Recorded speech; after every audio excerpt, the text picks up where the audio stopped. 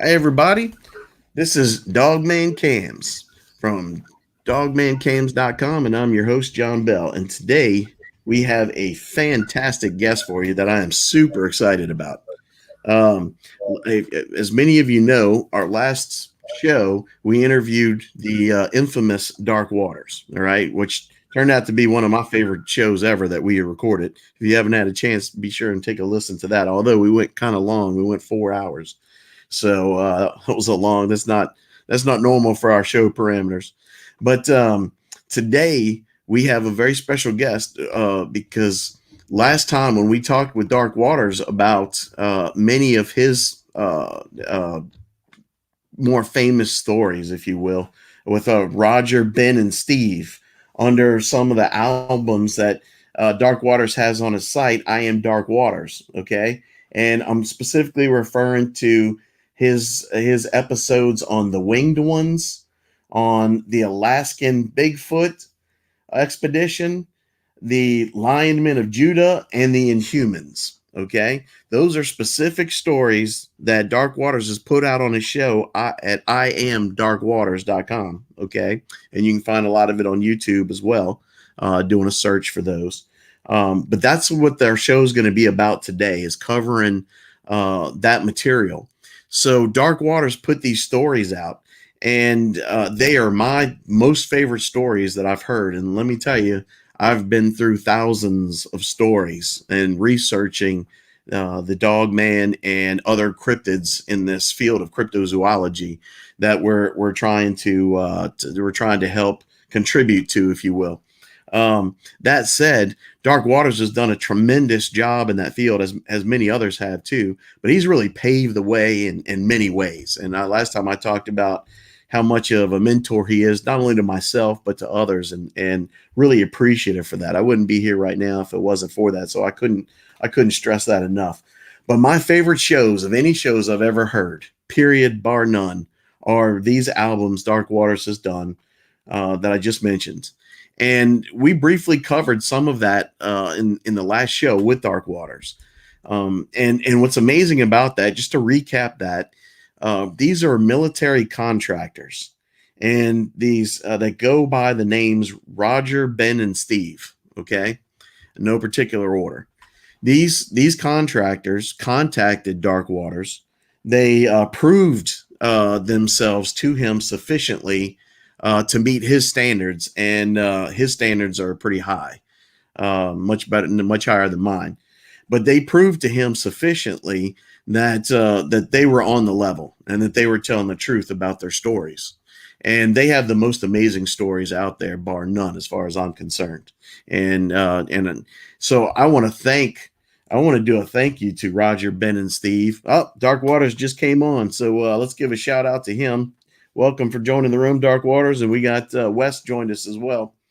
Um, but anyway, as I was saying, I want to do a thank you to Dark Waters for putting the material out there, but also to Roger, Ben, and Steve and their contribution. You got to understand they they want this information out, and in a somewhat subtle way, okay. But they want this information to get out there so that people understand the larger picture of what's actually going on. And I think I understand that message. You know what I mean? And I want to try to be a spokesman for that message, because it's what I believe too in my own research and my own desires for trying to do this and put a show like this together, or do this at all. And it's trying to get people to be aware of the larger picture of what's actually going on in the world that most people just don't have eyes to see, as the Bible says.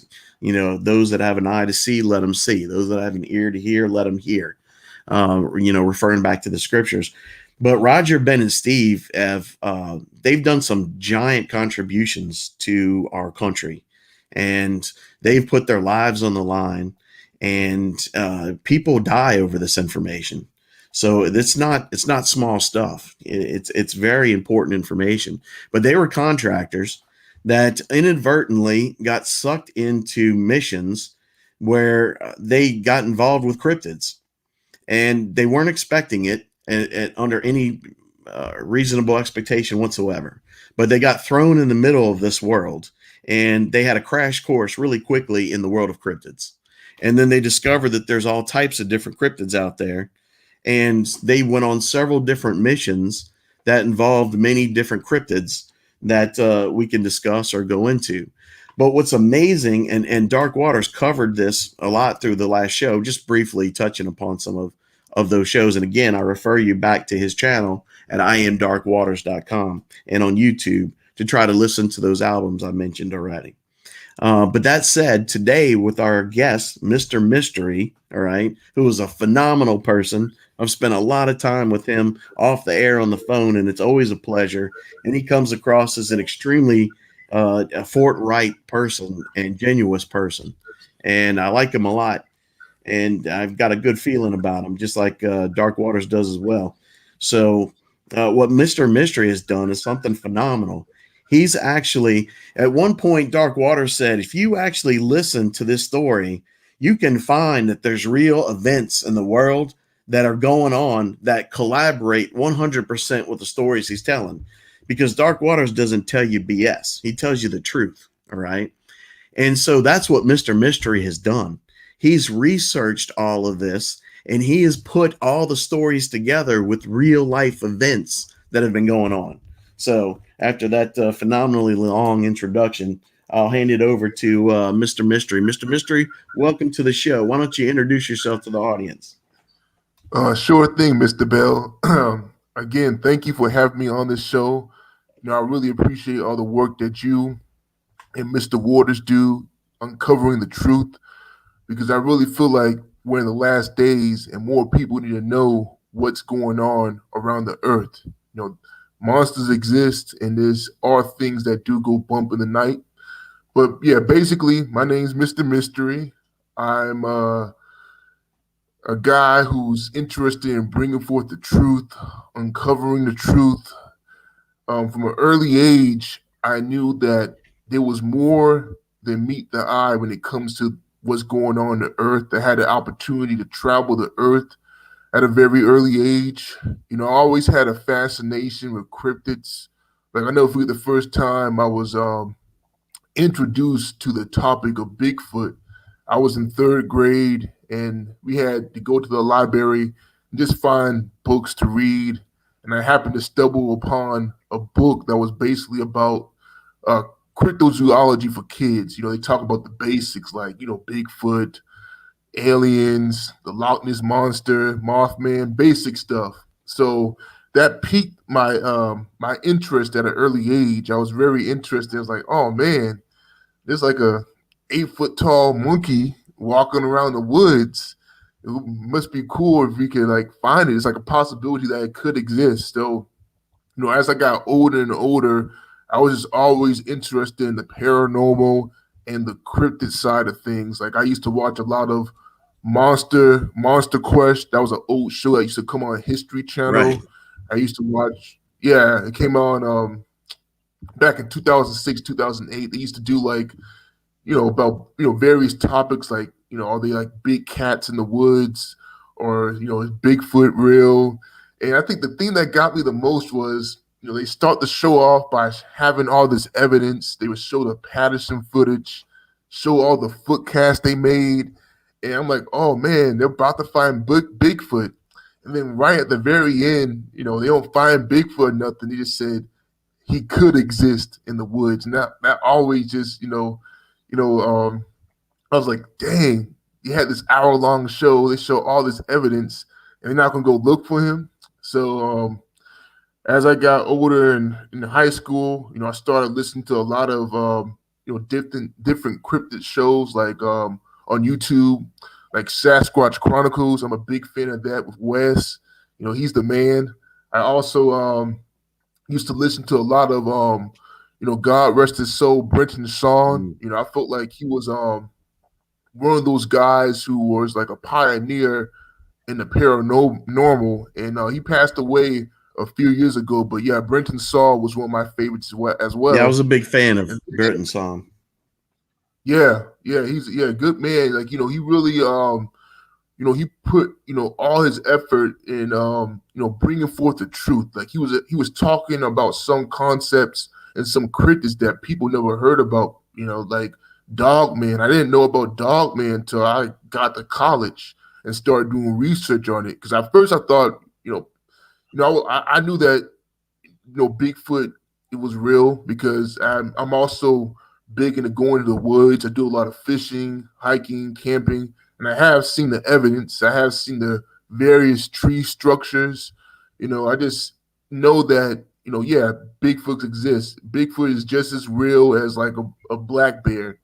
But when he was talking about dog man, I'm like, man, werewolves in America. I always thought they were just part of like the movies and stuff like that, like Underworld and stuff like that. I never really paid too much attention until he started bringing forth all these different guests who had eyewitness accounts. I'm like, oh man, Dog Man's real.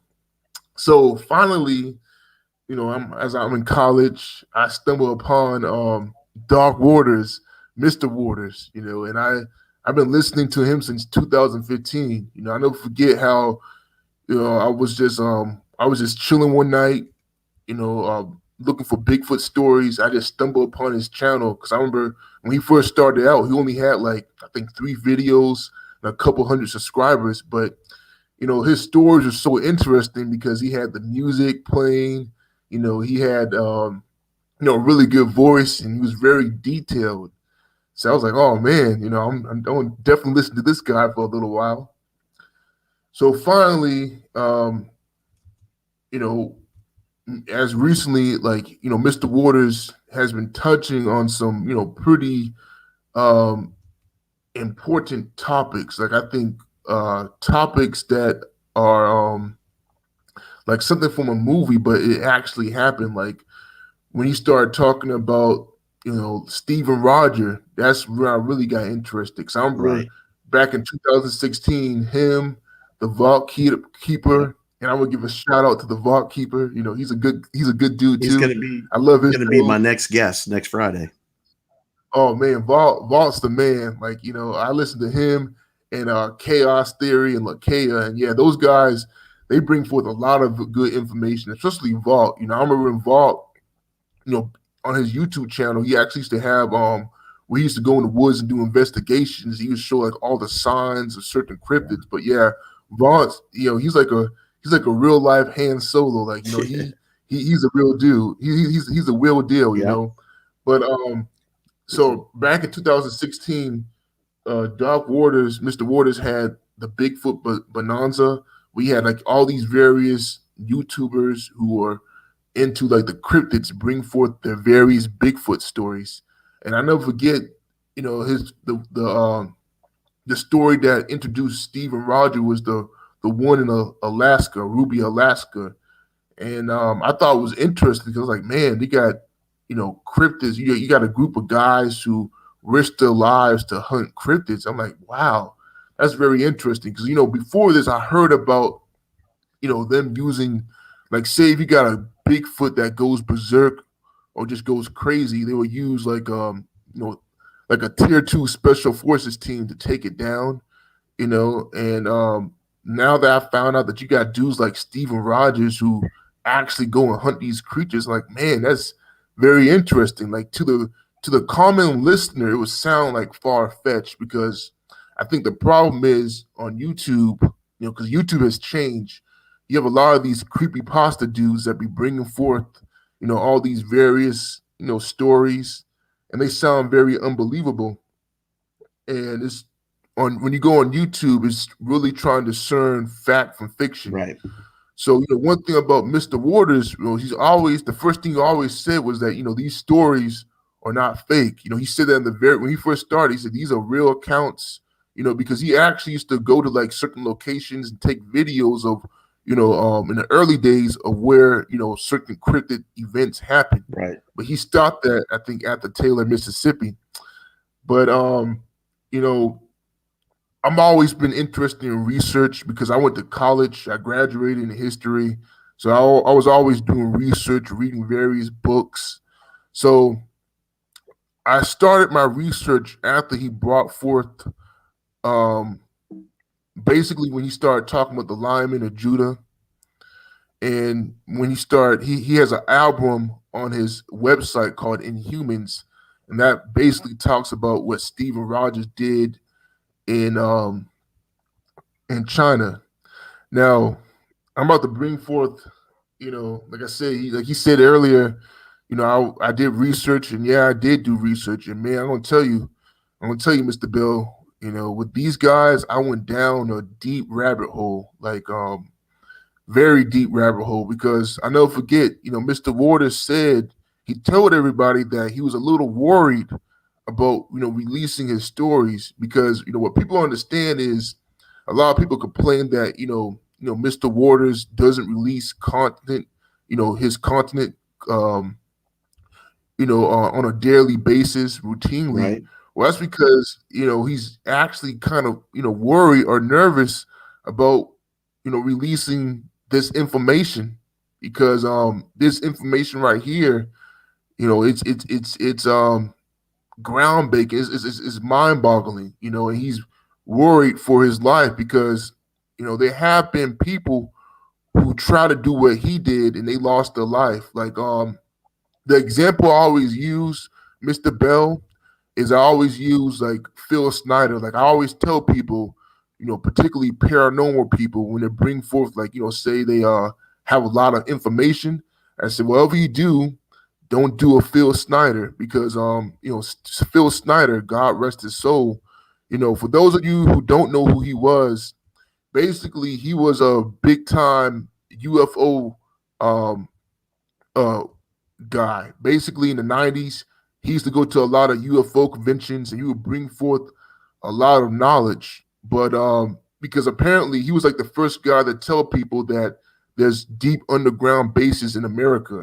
Yeah. And it blew a lot of people's minds because, this is before we had YouTube, Instagram, everything back then with the cryptid community was by going to all these different conferences like Bigfoot, or if you want to learn about Mothman, you go to like a Mothman conference. It was like a get together where you have guys who had their own encounters who just sit down and talk. So, Phil Schneider was actually involved in a so-called it happened like in the 1970s and 1980s, where him and a team of special forces guys, I think they were Delta Force, but they encountered some Said they were Green Berets. Yeah, Green Berets. Thank you. Yeah, Green Berets. But often you do have Delta at those facilities as well. Yeah, the tier 1 guys. Yeah, the tier 1 guys. Yeah, but yeah, I think they were Green Berets because back then, because Delta didn't come around to like the 1980s. So back then, you just had the Berets. They were the ones who were taking care of business because they were like the top guys in the 70s, the 60s. And basically they were in an underground base and they got into a shootout with some aliens. And basically, to make a long story short, he talked about it at a conference in the 1990s, and he was just bringing forth a lot of information. Like, I mean, he was talking about the technology that they had. He was talking about how they had satellites that was so advanced that they can see through your house, and say if you left like a penny on the floor, they can read the inscription on a penny. And he was just bringing forth too much information. Like he was showing off the various the metals that he collected. He was just explaining too much. So finally, like 2 months after that conference, like I think you can find snippets of it online on YouTube, but the VHS, there was like a VHS I remember where he went into way more details. I don't think you can find it anymore. But basically, what happened was 2 months after he talked about the various technology, showed all these different, it's the stuff that he found, the evidence. 2 months later, he was dead. He got killed, or they said it was a suicide, but apparently he strangled himself. But he even said himself that, he was a targeted individual. People were chasing after him. They were, bugging his phone calls. And he said, hey, if I was to die and they try to say it was a suicide, no, they definitely killed me. And so, yeah, he died 2 months after that conference. So, when it comes back to Mr. Waters, a lot of this stuff, he can't on Phil Schneider, just to cut you off there a second, William Cooper, another, he wrote Behind the Pale Horse, which is a great book for anybody to read in the field. He also backed up everything that Phil Schneider had said. So I thought that was really important as well. They back up each other, and that's a big source. Also, alluding to what you just said the last time, Phil Schneider said that there were 12 attempts on his life that he believed came from the government, but 12 attempts on his life to kill him. And on the 13th one, it was successful. And he did say, if they ever say I was suicide, that it was a murder. And sure enough, the official police report is that he choked himself to death with a garden hose. The problem is, because of his ET encounter, he lost 3 of his fingers on, I believe, his right hand. So therefore, he didn't have the ability to be able to even hold something to choke himself with, and he was choked in the official police report from behind, which is extremely difficult to do. It's not like he hung himself. They said that while he was infirmed in a wheelchair, that he choked himself from behind with a garden hose. That's and for a man that only has 2 fingers on his right hand, I believe right hand. So that's near impossible. So yeah, that was all just a joke. But I'm sorry. Go ahead. No, go. Yeah, you brought forth. Like I said, you brought forth. Good information, Mr. Bell. Like, yeah, that makes no sense at all. And see, I think the reason why they took him out was because, like I said, Mr. Schneider knew too much information. Imagine if he was still alive today. Imagine if he had a platform like Steve Quayle, right? Or imagine if he had, with YouTube and Instagram, the stuff that he would be sharing. They had to take him out. Well, he was showing photos where it was the scientists and engineers that built these underground labs, and he was like, you see this is an alien right standing in the middle of the photograph, like a little Zeta Reticuli. And then he says, that's my dad standing behind him, like over to one side, Yeah, he went deep. He's like, you see this material right here? We're putting this material on all of our submarines and our black helicopters. He's like, you can't find this substance on Earth. Yeah. And you see, while I was watching it, I was just shaking my head because, like, oh man, he's bringing forth way too much information, way too much. Like, he was showing the diagrams, the pictures, the material. Right. And he said it back in that time and that day in the 80s that we had 140 underground military bases active in the U.S. Now that was 140 way back then. Imagine what we would have today. And also on a side note, I've met people when I was overseas. I ran into a fellow who, after we became friends, started telling me his whole story. He worked in the U.S.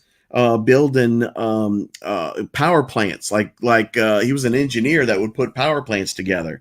Well, he told me this crazy story about how he became best friends over the phone with another engineer that they would call on to work together to collaborate. And finally, they decided to meet. So they decided to meet in Hawaii. But when the guy meets him, he thinks they're going to go have a beer and just say, hey, how you doing? Nice to finally meet you, kind of thing. But the guy starts unloading on him how he works in the U.S. and underground military bases and that they work with aliens. And then he had a stack of physical evidence that he started showing to the guy. So that was really impressive. And unfortunately, that guy died in a mysterious car accident right after that. Are you serious? Oh, wow. Yeah. Wow. So my friend's afraid to come back to the U.S. Oh, wow. Yeah, like this stuff is real. People think this is a game. No, this is real. This information, this knowledge, the powers that be do not want people knowing about this stuff, because when you don't know about this stuff and you don't know, what they're doing, they have the upper hand, you see. Right. And it's like a sneak attack. Like if somebody was to, it's like if you see somebody coming towards you and about to punch you in the face, you can prepare for that. But if somebody comes from behind you and punches you in the head, you're gonna be knocked out. And so, that's how it is with this information and stuff like that. But anyway, back to Mr. Waters. So, he was always saying, listen, I'm not gonna put all of it out there. He said, I'm just gonna, leave you guys breadcrumbs, and that's what with me talking to him, that's what Mr. Water does. He leaves breadcrumbs. So one day, particularly, I was just listening to one of his stories, basically about how Steve and Roger, after they experienced the Lion Men of Judah, they came back to Venezuela, and they actually um, got attacked by the Ouza, you know. And so I remember just starting doing research. I'm like, okay, there was a massacre in Venezuela. Now, if you listen to the story, it's kind of vague. It doesn't give you the exact details. So I started doing research on it. So one thing I realized with the Stephen Rogers stories is a timeline. The stuff that they did was from like 2004 to about 2010. All right. Now, when I started doing research about this massacre, right, I discovered like it seems so far fetched, but no, it actually happened. It was known as the La Paraguay massacre. In fact, I'm gonna see if I can play it right here. Masacre de la Paragua. Yeah, Massacre de la Pregala. I'm not good at Spanish. That's all right. But anyway, this massacre happened on September 26, 2006. All right. And, it's crazy because you actually had people who survived the massacre. Like, you had this one guy who survived. His name was Manuel Felipe Lizardi. All right. And he was one of the miners because over in Venezuela, they have a lot of gold mines, particularly illegal gold mines out there. All right. And, massacres happen every year at these mines, basically from cartels because they're fighting for power because gold is very, marketable. And Venezuela has a lot of these mines. But what stands out about this massacre is about how it went down. So in the story, Mr. Waters talks about how there was helicopters, dropping down these explosive devices. That happened. Like, he talked about basically the guy who survived this. I mean, the details he talked. He said, basically everything that Mr. Waters described in his story about the massacre and what Stephen Rogers did happened exactly that way. Because Manuel, he was actually one of the survivors. He was there when they were lining up and shooting the miners in the head. So he survived because basically what happened was when they were about to shoot him in the head, they shot him, but the bullet it glanced past his head, like it grazed his head.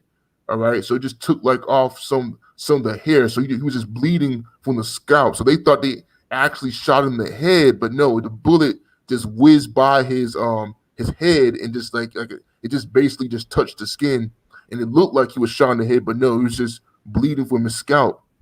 But it's crazy because he actually talked about what Stephen Rogers did, how they were actually fighting to protect them, and there's a lot of articles out there about the massacre, and there was this one article that actually talked about Stephen Rogers. It literally described them to a T, and basically it called them explorers, talking about how they came there to get, to refuel their plane, and then all of a sudden there was this military attack. So basically what happened was it was a Venezuela special forces unit that attacked them.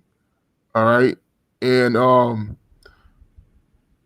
also, I think you probably know this. You might know this. What's that? You might know this, Mr. Bell, that the type of helicopter they used the Mi-17 helicopter. Okay. Yeah, that's the type of helicopter they were using. Okay. And basically what happened was the Venezuela military, not only did they have like the Ouza there, but they also had the Venezuela military. And basically that was like their version of Green Berets. They were down there. But what happened was they got into big trouble with the government. In fact, one of the leaders, right, the commission officer and the NCO, they both got sent to prison for what they did because this massacre was, it was big time news, and it was in the news in Venezuela for a while, and then they had the trial in 2010, and they found the officer and the sergeant major, their version of a sergeant major, guilty. So what they did was they got rid of the of that branch, basically that particular group of special forces. Like, you know how we have the third group, seventh group, fifth group special Right. forces? Was similar with them. I forgot the name for this particular group, but it was like their own designation. They got rid of them. So the captain, his name was Captain Leonidas something. I forgot his last name, but yeah, he was a special forces captain. And their version of sergeant major, they went to jail. So it blew my mind, when I started, looking at the pictures. I was like, golly. I mean, it was like something from like an Indiana Jones movie, because like you see the mining equipment, you see all the bullet casings. It was like, good golly, and this pictures online of it. So it just like blew my mind, because one, Mr. Waters was he was bringing forth the information that a lot of people doubted. And like you said before, the information, it's out there. You just gotta do the research. Right. Yeah. So that's how you got started with the Venezuelan event. Yeah. So where did So where? Venezuela. So that's what piqued my interest. Right. And also Venezuela. That's where they came across the winged ones. Right. Explain that. Yeah. So the winged ones. See, I guess I have a friend who was a former Navy SEAL, and he told me about how he used to go to South America to do certain operations. And he told me, the jungle, there's many secrets to the jungle. He said, a lot of people, going to a jungle is way different than just going into some woods. He said the jungle is a creature of its own. He said everything down there is bigger, from the trees to the mosquitoes. He said there's a lot of stuff in the jungle that we don't know about. Um, he's a good guy too. But basically, when it comes to the winged ones, I did a lot of research about the history of South America from about 1400 to now. I just did various research from the time the Portuguese were there, how they discovered everything. And one thing I think that was interesting was that the Portuguese talked about how you had all these various cryptids down there, from the giant snakes to even the Amazons. So they talked about it was this basically their version of an article it was dated back in the 1630s. They talk about how there's a tribe of females who were like very tall, like 9 feet, 8 feet tall, and they were like warrior women. And that's where the so-called the phrase Amazon comes from, because you got the Amazon River down there, and they called them Amazons because they always dwelt by the river. Now, when you think about Amazons, particularly those people, right? I know how earlier we were talking about saying, when you think about Amazon, you always think about Wonder Woman, but there's various kinds of Amazon, because there were actually a form of Nephilim. So basically, Amazons, if you would do a research of, if you were to study their history, right, they're found all over the earth. You can find them. They had civilizations in the Middle East. They had civilizations in ancient Greece. They're all over the world, and there's actually different types of them. They were all female, but some had blue skin. Some like the winged ones had wings, and they were just basically known for just being a society full of females. All right, so I started doing research into that, because that was far fetched. But no, these winged creatures, that have the body of females, they exist. You can also find them in Vietnam. I also heard stories about how you had guys during the Vietnam War encountering these creatures in Vietnam. You see, so basically, I thought that story was it was pretty interesting. But I had a chance to see. You could find footage online, archived footage that's like, that's like 13, 12 years old. You can actually see the waterfall that Mr. Waters was talking about. You can see the mining towns. You can see these locations. So I was like, oh man, he's bringing forth the truth. You know. Yeah, it's amazing. You tracked it down to the actual locations. Even in Norse mythology, they have the concept of Valkyrie, which are also winged female soldiers. Yeah, yeah. And one thing I realized is that when it comes to mythology, that stuff is actuality. That's the crazy thing. Right. Because back then you didn't have these global news networks like CNN, Fox News, ABC, you know, Al Jazeera, RT News. You didn't have global news networks, so everything was spread by word of mouth. So when a particular person went to a certain location, right, they knew about the location basically by word of mouth. And they always had stories or legends about particular cryptids. And basically, those stories weren't just like fictional stories. Those were stories they were like warnings, basically. They would say, hey, don't go here because I saw this certain type of monster, this, that, and the other. You see? And these cryptids, they've been known about for thousands of years. It's just that the powers that be do everything they can to hide the truth about the existence of these beings because they don't want people to know that these beings exist.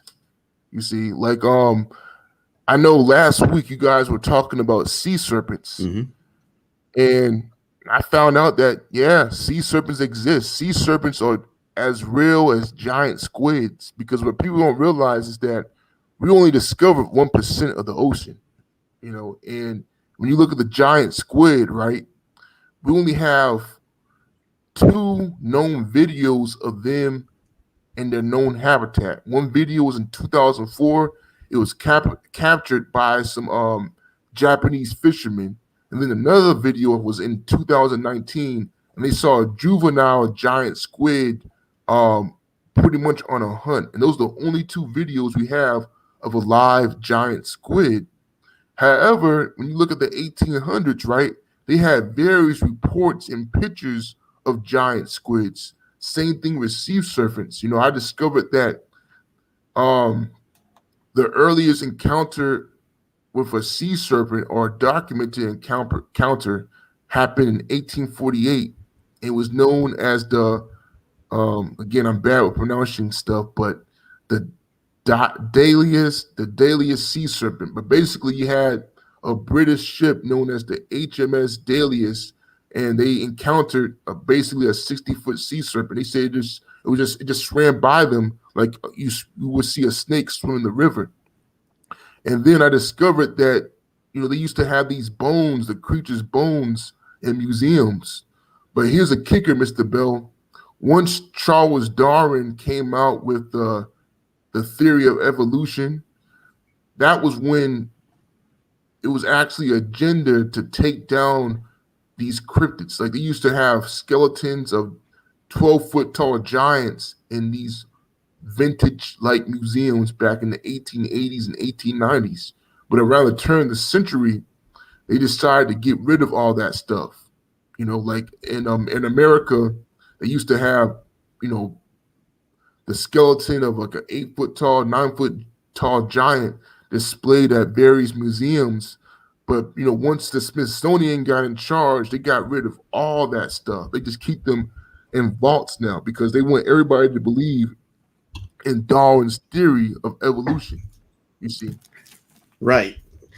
And along the same lines that you're talking about right here, people thought that the Iliad and Odyssey was just mythology until they discovered the city of Troy, and people thought that the Epic of Gilgamesh was just fiction until they claimed Syrian news rebroadcast on the BBC claimed that they've discovered the body of King Gilgamesh. So you're 100% right. And if you look at microfiche in the 1800s in the U.S., of newspapers, there were thousands of accounts of people digging up skeletons that were giants in their backyard and in the desert in the United States, and all that's been made to be disappeared. Yeah, Vault of Nightmares just joined us, so shout out to Vault. yeah, Also, Vault. Yeah, I just got a book in the mail, Flacivius Josephus, you a got the first book. history. Yeah, I got the book from you. Yes, let's go. Let's I just go. got the book yesterday that you recommended, Flacivius Josephus, where Yeah, he says in the city of Jerusalem that just like you go to a museum today and you might find a dinosaur a skeleton all put together, they yeah, had a skeleton of 100-foot giant yep. that they had laying on the ground and display in the old city of Jerusalem for everyone to see. Yeah. Now, believe it or not, Mr. Bell, I believe that skeleton was the skeleton of King Og. You see, because King Ah, Og was known to be the last of the giants. Because you're going to read about how Moses actually battled King Og. So I'm not going to spoil it for you, but when it comes to King Og, a lot of people because Mr. Waters talks about King Og, right, but King Og is really like one of those polarizing figures of in the Bible.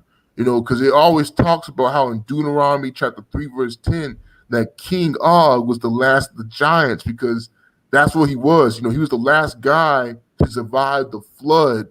Because he hung on to the ark, and that's in numerous books in the Bible. In fact, when you look at Greek mythology, right? A lot of Greek mythology actually comes from the Bible. So right, there's this one story, if you read in the book of Jasher, all right, right, which also means the book of the upright, it talks about how King Og, when Moses was taking the children of Israel, into the land of Israel, King Og saw this and he tried to throw a mountain on top of them.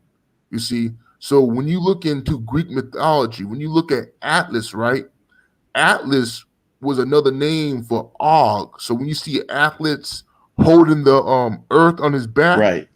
that was a representation of what King Og did because he literally had a mountain on top of his back. You see, Mm. you know, Yeah. and In my research, there was a King Og before the flood, and there was a King Og after the flood. And even online on YouTube, there's a burial site that they believe is attributed to King Og after the flood. And in the scriptures, it talks about King Og of Bashan having a bed that was 14 feet long and made of iron because that's how tall he was. well, believe it or not, Mr. Bell, it was actually bigger So than bigger that. You than that. see, yeah, because what you gotta understand is that when it comes to the metric system that we use today, Right. or when it comes to the system of measure that we use today, we can't compare it to what the basically what the Hebrews used to use, the cubits that they used to use. Right. Because one thing I found out that it was much bigger Hmm. when it comes to certain cubits, because every civilization had its own specific measurement. Like the Egyptians, they had their own specific measurement. Same thing with the Romans, you see. So that's why when you look at a ruler, right? A ruler is called a ruler because at each civilization, right? Whoever was in charge was the one who declared the measurements. You see, like the Caesars, the Egyptian pharaohs, they were the ones who came up with the measurements when it came to measuring land. That way there won't be any conflict between certain people when it comes to getting land. But one thing you're gonna find out, Mr. Bell, is that the Og that was before the flood, right? Right. That was the same Og after the flood. Right. That's what many historians argue. Yeah, it was because you can actually read, I'm gonna send you another book too later, all Okay. right? And in this book, you can read about the details. It goes into detail about how Og, as the flood was going, getting bigger, rise upon the earth, he climbed on board. Basically, he was holding on to it. He was trying to use it as like basically like a flotation device. Right. You see, and Noah couldn't tell that Og was holding on to it because during that time, the storms and the waves was throwing them all around. And it was like, pure chaos when the earth was getting flooded. So they were being thrown around. So that's when Og was using it. And then once it became still, he swam away and tried to find basically a mountain just to be chilling out at, you see. Right. Now, the thing that gets me is, King Og had children. You see, he had sons and daughters, and now I'm trying to do research on trying to find out, okay, what happened to his sons and daughters? Because one of my theories is that in Greek mythology, not only do you have gods, but you have demigods, and I think that's what a lot of these beings became. The giants, for example, they became known as the demigods, and Right. I know you and I were having this conversation the other day, but yeah, the giants, they're known throughout the history of the earth. They're just as real as anything else. In fact, the Romans go into detail about how they fought the giants. In fact, some of the worst defeats came from the giants because back then the giants were known as the Gauls. Around like 390 BC, they were known as the Gauls and the Goths. That's who they were, you see. And the Romans had trouble fighting these giants. So finally, I forgot what general it was, but his name was Maximus.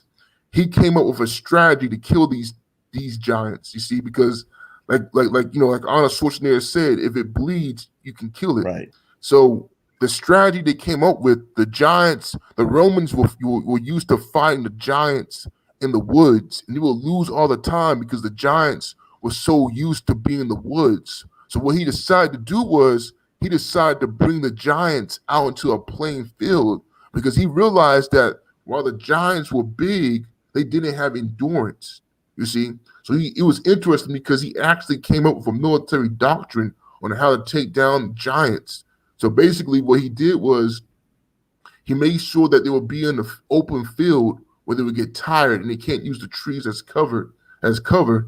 He would use various forms of artillery, like the arrows, flaming arrows. And then when it was time for like the hand-to-hand combat, he said 4 soldiers will be assigned to one giant, and one soldier would carry like a really long spear. And the way this spear worked, right, it was kind of like a harpoon. Like once you stuck into the giant, it would get stuck in there. And they will also try to angle it down to the ground and try to attach it to the ground. That way the giant could get stuck. And then you have 2 soldiers who have like a gladius, and they will cut like the tendons of the giant's knees. And that's how they defeat the giants, And then eventually the giants came back as the Germans, as the Germanic giants, you see. And they were also known as the Vikings. So when you hear about the berserkers and how they were going crazy, those were the descendants of the giants, you see.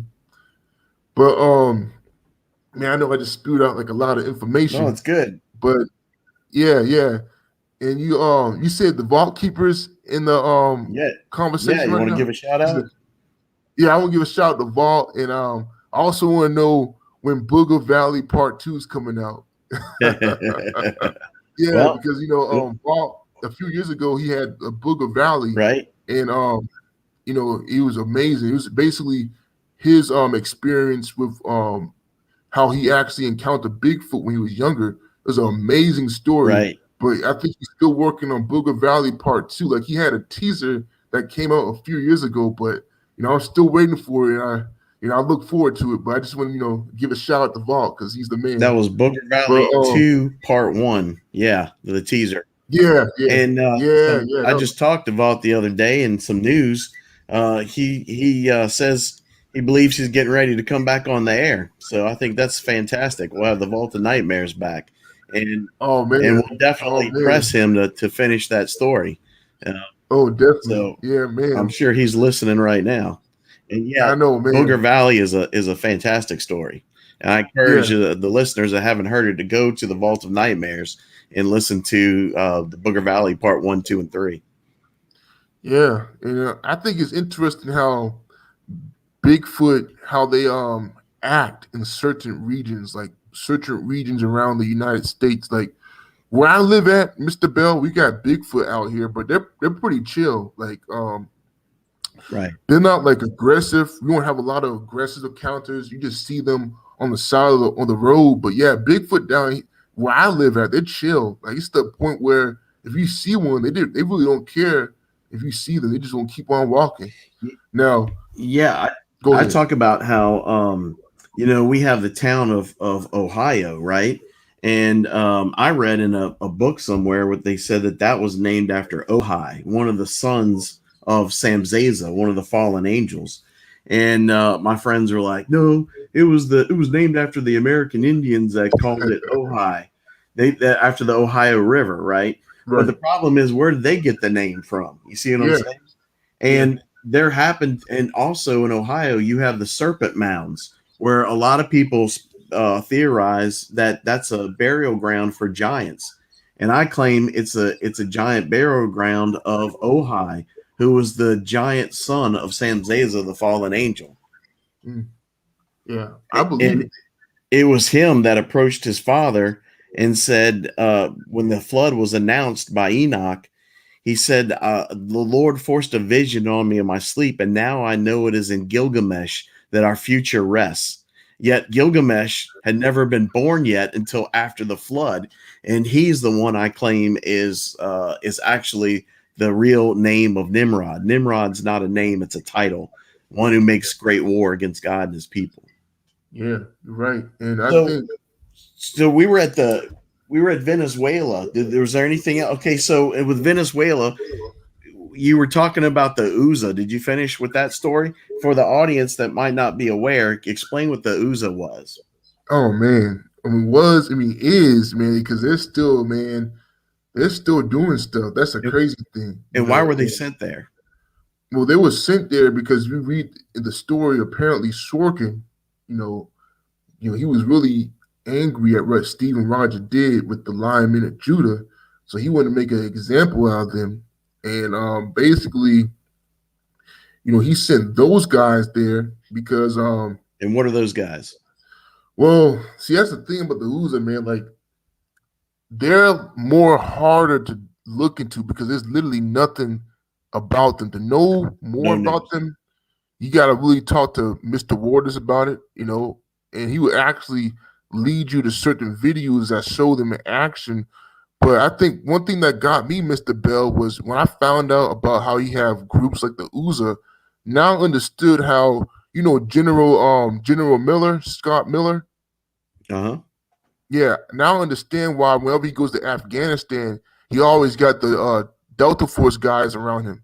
The Tier 1 guys because you know they're packing some serious firepower, and so like I understand why these officials have like the Delta Force or Dev Gru guys, guiding them because man, these the Uza guys they don't play like literally the eyewitness guy, right? He really doesn't talk about what they did, but he knows that they were there from like the flamethrowers Right. and the shootings, and like I said, But were they? you know, The Ouza were military contractors, but they had a distinction of being like some of the nastiest of military contractors, only known under whispers and hushed breath. But these guys were supposedly also all active Satanists. yeah, how crazy is that, man? Imagine just having the most dangerous man on the planet who has the skills of like a tier 1 operator, but not only does he have the skills of a tier 1 operator, he's a full blown Satanist or the devil worshiper. I mean, just imagine that.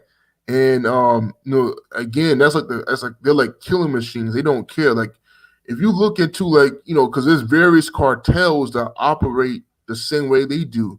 And man, let me tell you something. Those cartels, man, the stuff that they be doing down there is something from a horror movie. They be cutting people with chainsaws, blowing off their faces with blow torches. Like it's crazy.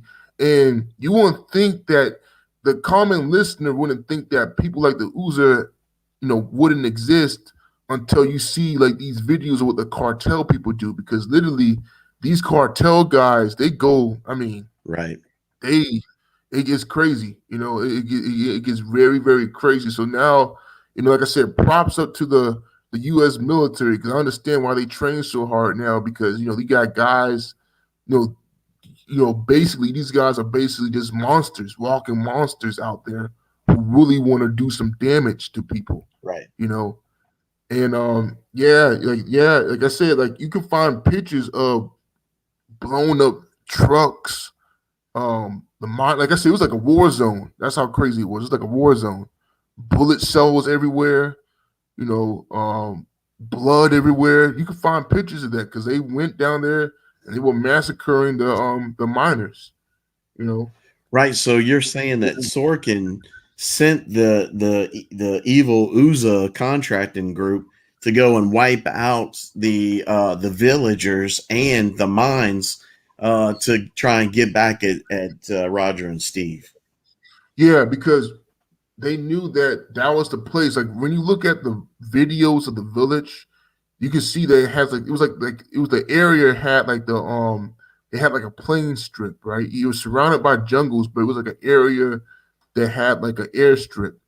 Right. And that's where Steve and Roger used to come at because it talks about them in the articles back in 2006. They said, yeah, explorers, that's what they call them, used to come down through here from time to time. And it's crazy because there was this one article I found that actually talked about how they used to come down there, fill up their planes, and then leave and just be around there for a little bit, And it's like, dang, yeah, Steve and Roger, these are some real dudes, But yeah, Venezuela was horrible. Like I said, people can look it up themselves. The massacre happened September 26th, 2006, and it's the Massacre de la Pregla. It happened in the Bolivia state of Venezuela. That's when it happened. You see, and I actually had a chance to, Mr. Bell.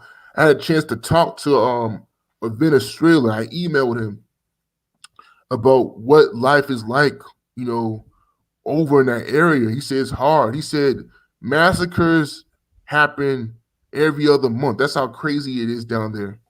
You see, that's why this was like, it made some headlines, but it was like no big deal because stuff like that happens all the time. The reason why they investigated it was because they were using military helicopters. That's when they got involved. But other than that, yeah, massacres happen like every other month down there. He said the mines are hard because they're run by gangs. Each individual mine is run by gangs.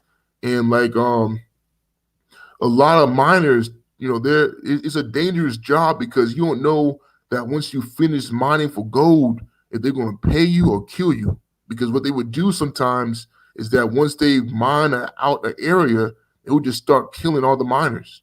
That's how crazy and evil those people are down there. Right. Yeah, that's crazy. All right, well let's move on to the Alaskan story. Oh, I mean the China one. The China one is next. Okay.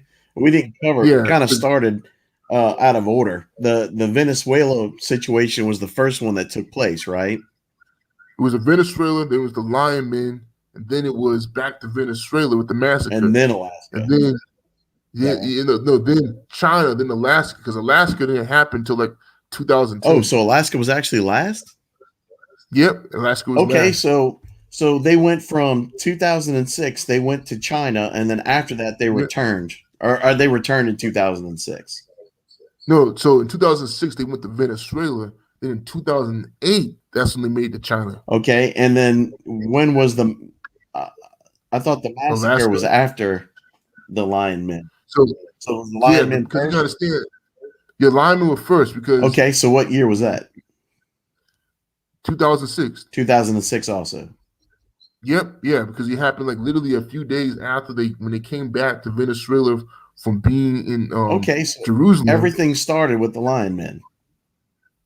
Well, everything started with the winged ones because if you read this in the story, he talked about how Steve said that May 1st, 2004 changed their lives forever. Okay. That's when they went on the journey to, start discovering all these different creatures and stuff.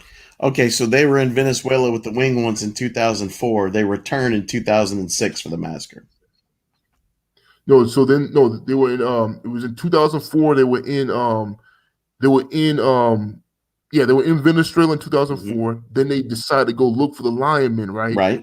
and they went to the Lion Men because that moon that they were talking about, the blue moon, that actually happened. It was like on a certain cycle, and I forgot, but it happened around, I think, around like September 18th, 17th, around that week in 2006.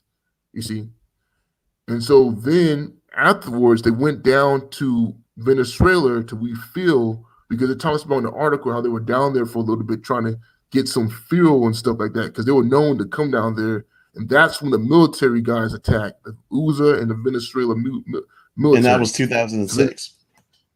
Yep, 2006. Okay, so it started off in May. Did you say first? May 1st? Or yeah, May 1st, 2004. That was the wing ones. And then it went to the Lion Men in 2006. And then also in 2006, right when they got back from that, they returned to Venezuela for the Ouza massacre. Yep, exactly. Okay, great. That's why in the story they talk about how they laid low for a little while to let things calm down, after what happened with the whole massacre thing. Right. Okay. And then they go to China. Okay. And man, don't even get me started on that. Well, look, since we went to the wing ones then, and that started everything off, even though we already covered the Ouza, let's briefly discuss why did they go to the Lion Men of Judah? What was that about? Apparently, so there's a race that's going on. This race, here's a crazy thing, when it comes to DNA, this race for making like the perfect super soldier, it's been going on for like 1,000 years or something like that. That's how crazy it is. It's just that, over time, technology has changed. But basically, they went to, seek these creatures who nobody really knows about unless you read the Bible to basically beat Sorkin to them because apparently Sorkin wanted them for their DNA. You see? And now when it comes to the Lion Men, if you listen to the story, right, when it comes to them, I feel like, when you listen to the story, when you listen to the story on Mr. Waters' website, definitely re-listen to this podcast again because the stuff I'm about to say will make more sense after you listen to the story. Right. But this show's almost like a little guide to that. But real quickly, before you start that, let's tell the audience who Sorkin was. Basically, he was a world power globalist elite player who very evil, very powerful, who was behind the scenes with all this, and the one that attacked Roger and Steve. And do you have anything to add to that? And you found out that Sorkin is a real person. Well, yeah, is because I think he's still alive. Okay. But Mr. Bell, he's real. Because at first I thought Mr. Waters just changed his name. I thought he was like a Rothschild. Right. Because that makes sense. Yeah. But no, he's real. And if anybody's interested, again, because like I said, I'm gonna start putting breadcrumbs out now. I'm not gonna tell everybody everything, but if you interested, you can look up the World Economic Forum in 2008, right? Mm-hmm. And there's various pictures, and you can find them there. Wow. I'm writing that down. So, like I said, it's up to them, Mr. Bell, to do the research, because like I said, I'm not going to pull a full Schneider and just say, yeah, this, that, other, yada, yada, yada. I was like, no, I'm going to lead you guys to, those who are interested. Because, I know there's some people who are just, not interested, but those who want this stuff, I'm going to leave you guys breadcrumbs. Right. I'm very interested. Okay, so yeah, where were you going next? I guess okay, I'm going to China because that's been my mind the longest, man. And man, where do I start? Oh my god!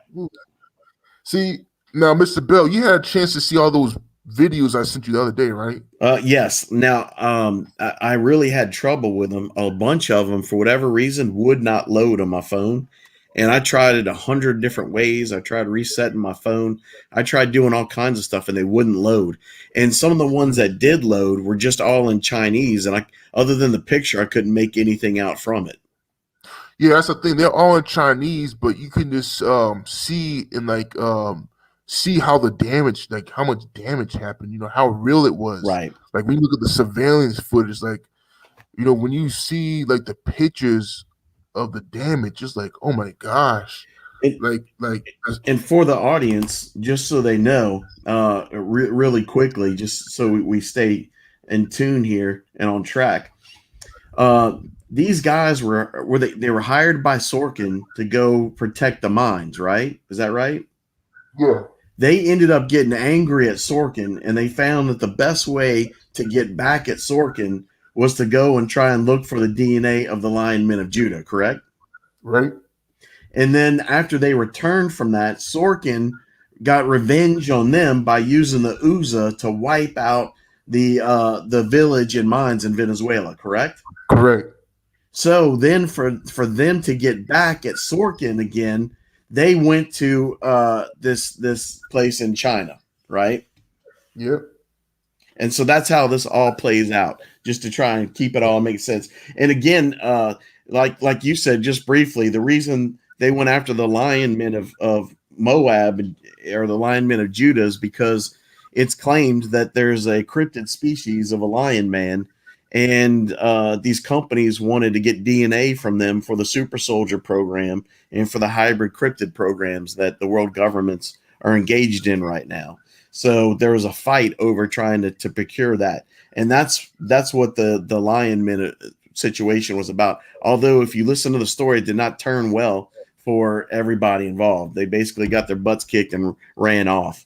You know, I mean, I don't see what I don't understand, Mr. Bill, is who in the right mind would try to go up against a creature that's like 15 feet tall, right? weighs 3,000 pounds, Yeah, and have the muscles of Ronnie Coleman. yeah, Yeah, right, and move faster than Usain Bolt. right, Because these, because you understand these cryptids, these guys, the muscle mass on these things are ridiculous. Like, when you see these bodybuilders, they look ridiculous how big they are. But just imagine somebody as big as, Ronnie Coleman, but is like fast as Usain Bolt. You know, that's the way these creatures are built. In fact, one of my theories is that, um, their bodies, they like, see, with the linemen, I realized that because they were in a cave, right? And that cave is like actually a different dimension, you right, see? Because one thing I've been doing research on is dimensions and how they operate pretty much, because, you know, throughout the day, we're surrounded by various dimensions, you see, because we live in a three-dimensional dimension. We can go forward, we can go up, we can go backwards and sideways and stuff like that, right? Then you got the fourth dimension, the fifth dimension, these various higher level dimensions that these so-called, the angels and evil spirits that people call demons or wherever operate in, right? right, Then you have something as like a cryptid, like the lion men, who have the ability to not only operate in all three-dimensional space, but they also have the ability to operate in their own fourth dimensional space. You right, see, because at first, if you listen to the video, basically Steve said once he left the cave, it felt as if he was in a dream-like state. Because he said it seemed like everything just disappeared. You see, well, that was because without him knowing, he entered into a different dimension. Now, to prove this, I did a lot of research. There's a famous ancient Roman temple. All right, it's known as the Temple of what is it? Baalbach. That's what it's known as. right, All right, or the Temple of Bacchus, and you can find this in Lebanon. Now, I read this book by this famous British occultist who talked about how under this temple is actually a hidden interdimensional city. And that's where some of the highest magic users or people who are into the occult go to every other year. All right. And so he talked about how, when you know certain stuff about how, dimension works, how time works, right? You can kind of manipulate it, particularly when it comes to atoms, you see. And he understood how he was able to, you know, he would go down deep underground, and on certain times of the year, this interdimensional city will appear before him. It's almost as if looking into a haze. It's like as if when it's really hot outside, right? And say you see something in the distance, but you can see the heat moving up and down, right? He said that's kind of how it was when it came to this city appearing before him. You see, and he said his master told him that this is a interdimensional city, and they dwelt in a different time and space than the time that we dwell in. It's kind of like heaven, for example, or when you go to when you look at astronauts, when you go into outer space, right? They talk about how space actually de-ages them. You see, because time is much different up in up in that type of atmosphere. You see, and that's one thing people understand is how time really operates. You see, because like right now in our time zone, it could be in the afternoon. But if you were to go to some place like over in China or Japan, it could be nighttime. You see, Right. Absolutely. and so And people exactly, speculate the same thing about where Adam and Eve were and the paradise, and the garden of Adam and Eve, right?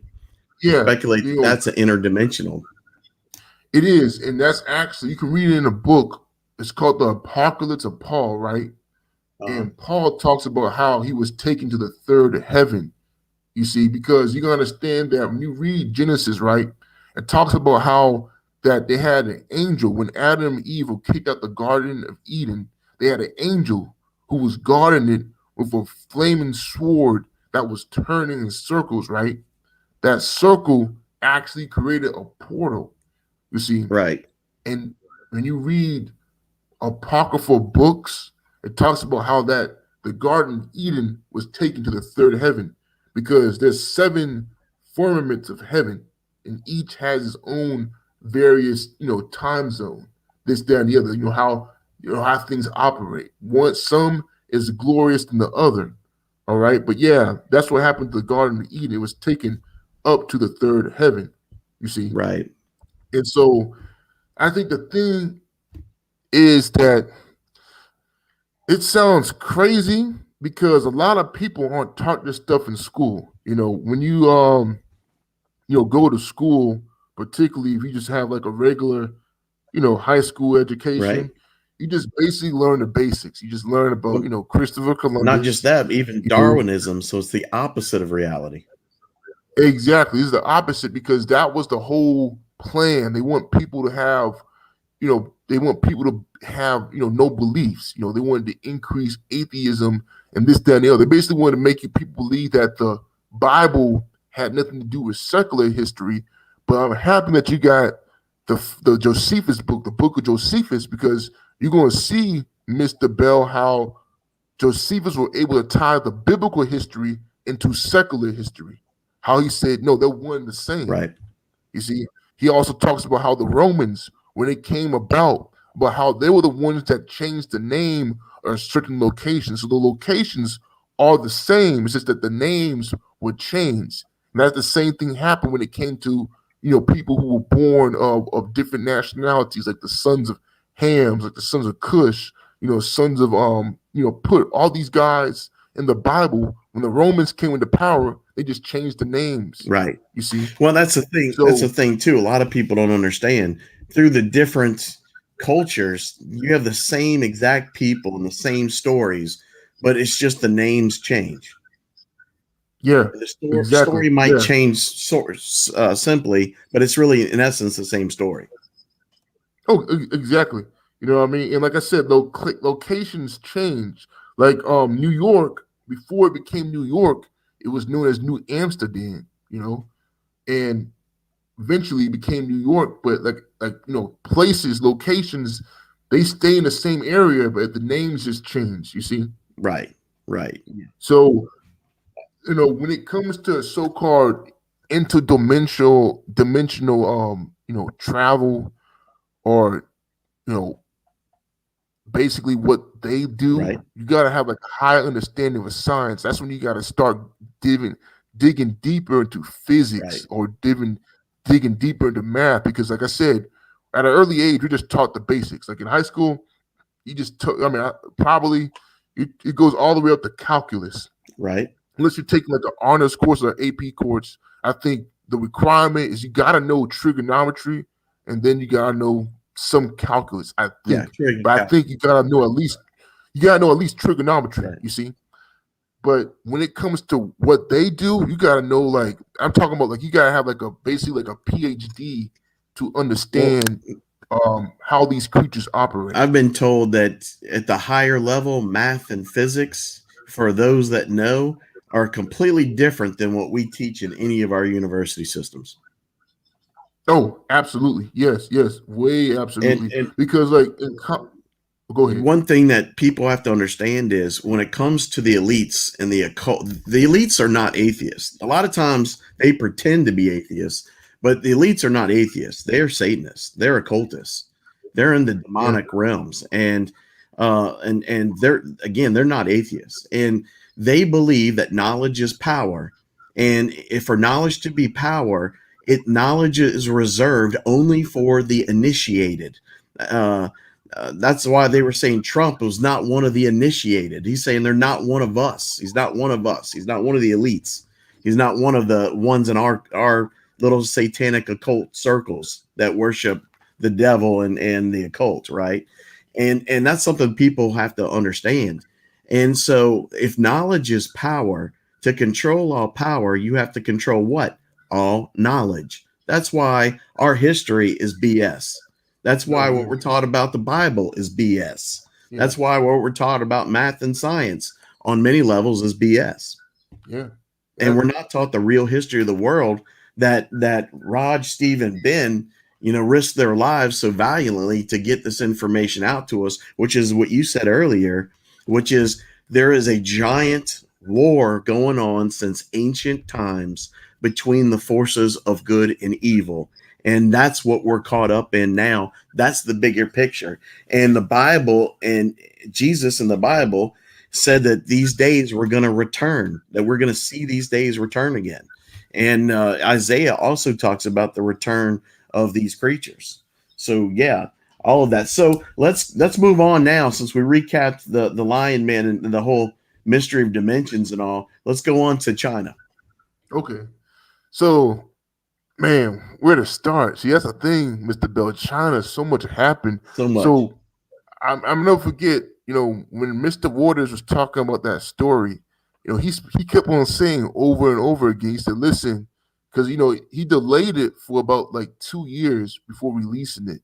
He was always saying, "Listen," because people kept on pressing him. That's one thing I don't understand about certain people, on YouTube, because like these guys just are impatient, you know. But Mr. Waters kept on saying, he said, "Listen, guys, I want to take my time, releasing this story." Right. Because believe it or not, he has some stories that he will never release to the public. Right.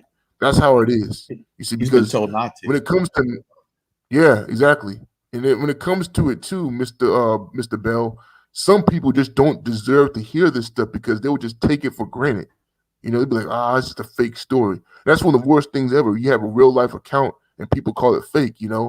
But he kept on telling people, he said, "Man, I'm going to take my time releasing this story because this story is very easy to be traced. Right. Very easy to be traced." So um when he said the story, like when he brought forth the story about what they encountered, how they went to an underground lab, this, that, and the other, I was like, oh my gosh, that's just crazy, mind-boggling. Like I knew that underground bases exist, but I didn't know they were doing the stuff that they did. Right. And so, I started doing research, because basically what happened was, Steve and Roger, they blew up this base and they talked about how the destruction was so unbelievable and it caused an earthquake. Well, this earthquake happened May 12th, 2008 in the Sichuan province of China. All right. 2008 in Because, Suchan. yes, Sichuan, how you pronounce it? Sichuan, yeah. Sichuan. SICHUAN. AUN. Yeah, AUN. Okay. And also, Yeah. like we said before, one event led to the other. And because because Sorkin sent the Ouza to destroy the village and the miners, this sent Stephen, Ben, and Roger on a revenge quest to get back at Sorkin. Sorkin, did he own this facility, or he was part owner of this underground facility in China? He owned it. He It, owned it it. was his. And Yeah. in this facility, they were creating hybrids, they were creating cryptids, and they were even creating giants and all Yeah. kinds of nightmarish beings by mixing human and animal DNA and even spiritual, satanic type stuff with demons. Yeah. So all that was going on here. So Roger, Ben, and Steve, through the help of intelligence agents, posed as contractors that were doing security for the base, the underground base. And really, their plan was to get back at Sorkin by blowing the base up. Is that correct? Yeah. And man, see, the thing is, what I've been finding out, Mr. Bell, is that because apparently when they blew up the base, right? See, when you look at the geology of that region, earthquakes aren't common in that region.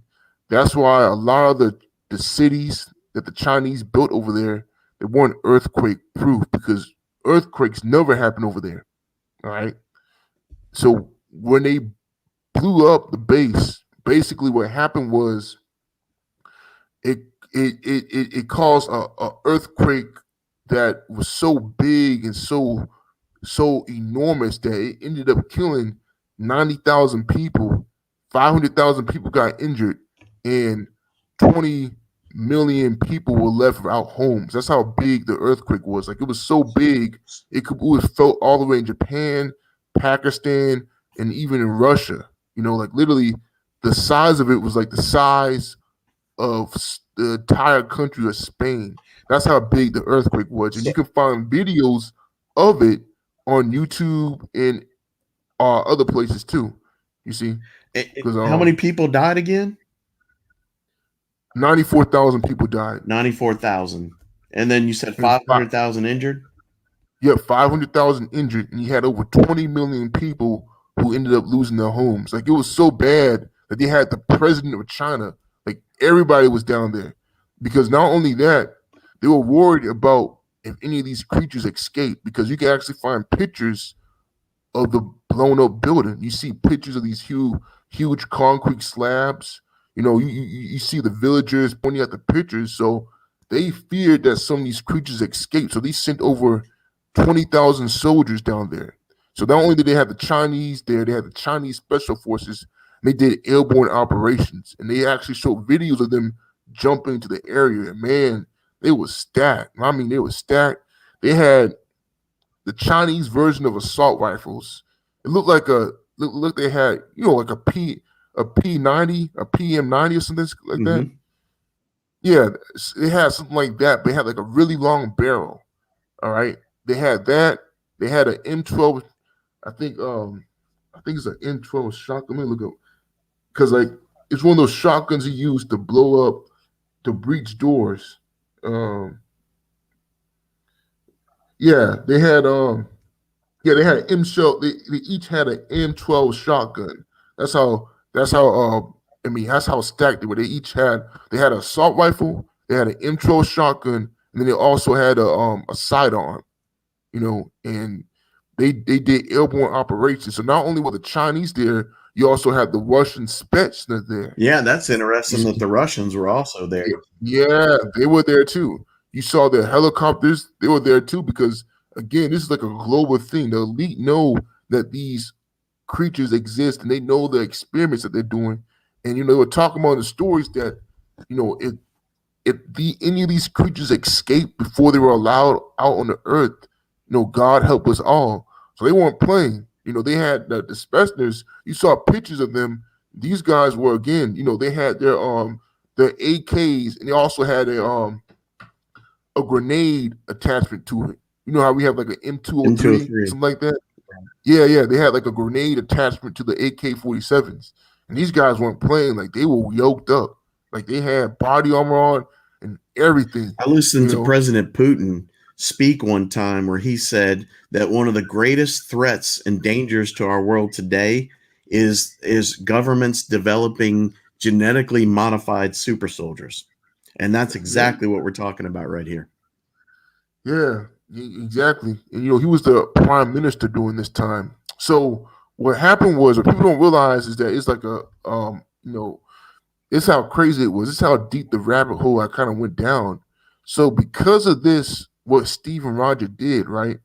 They pissed off so many people. So they pissed off like so many people that this actually caused the recession. Because you got to think, what happened a few months later? The recession in 2008 that happened, I think, in September. Yep. I think September 29th. Yeah.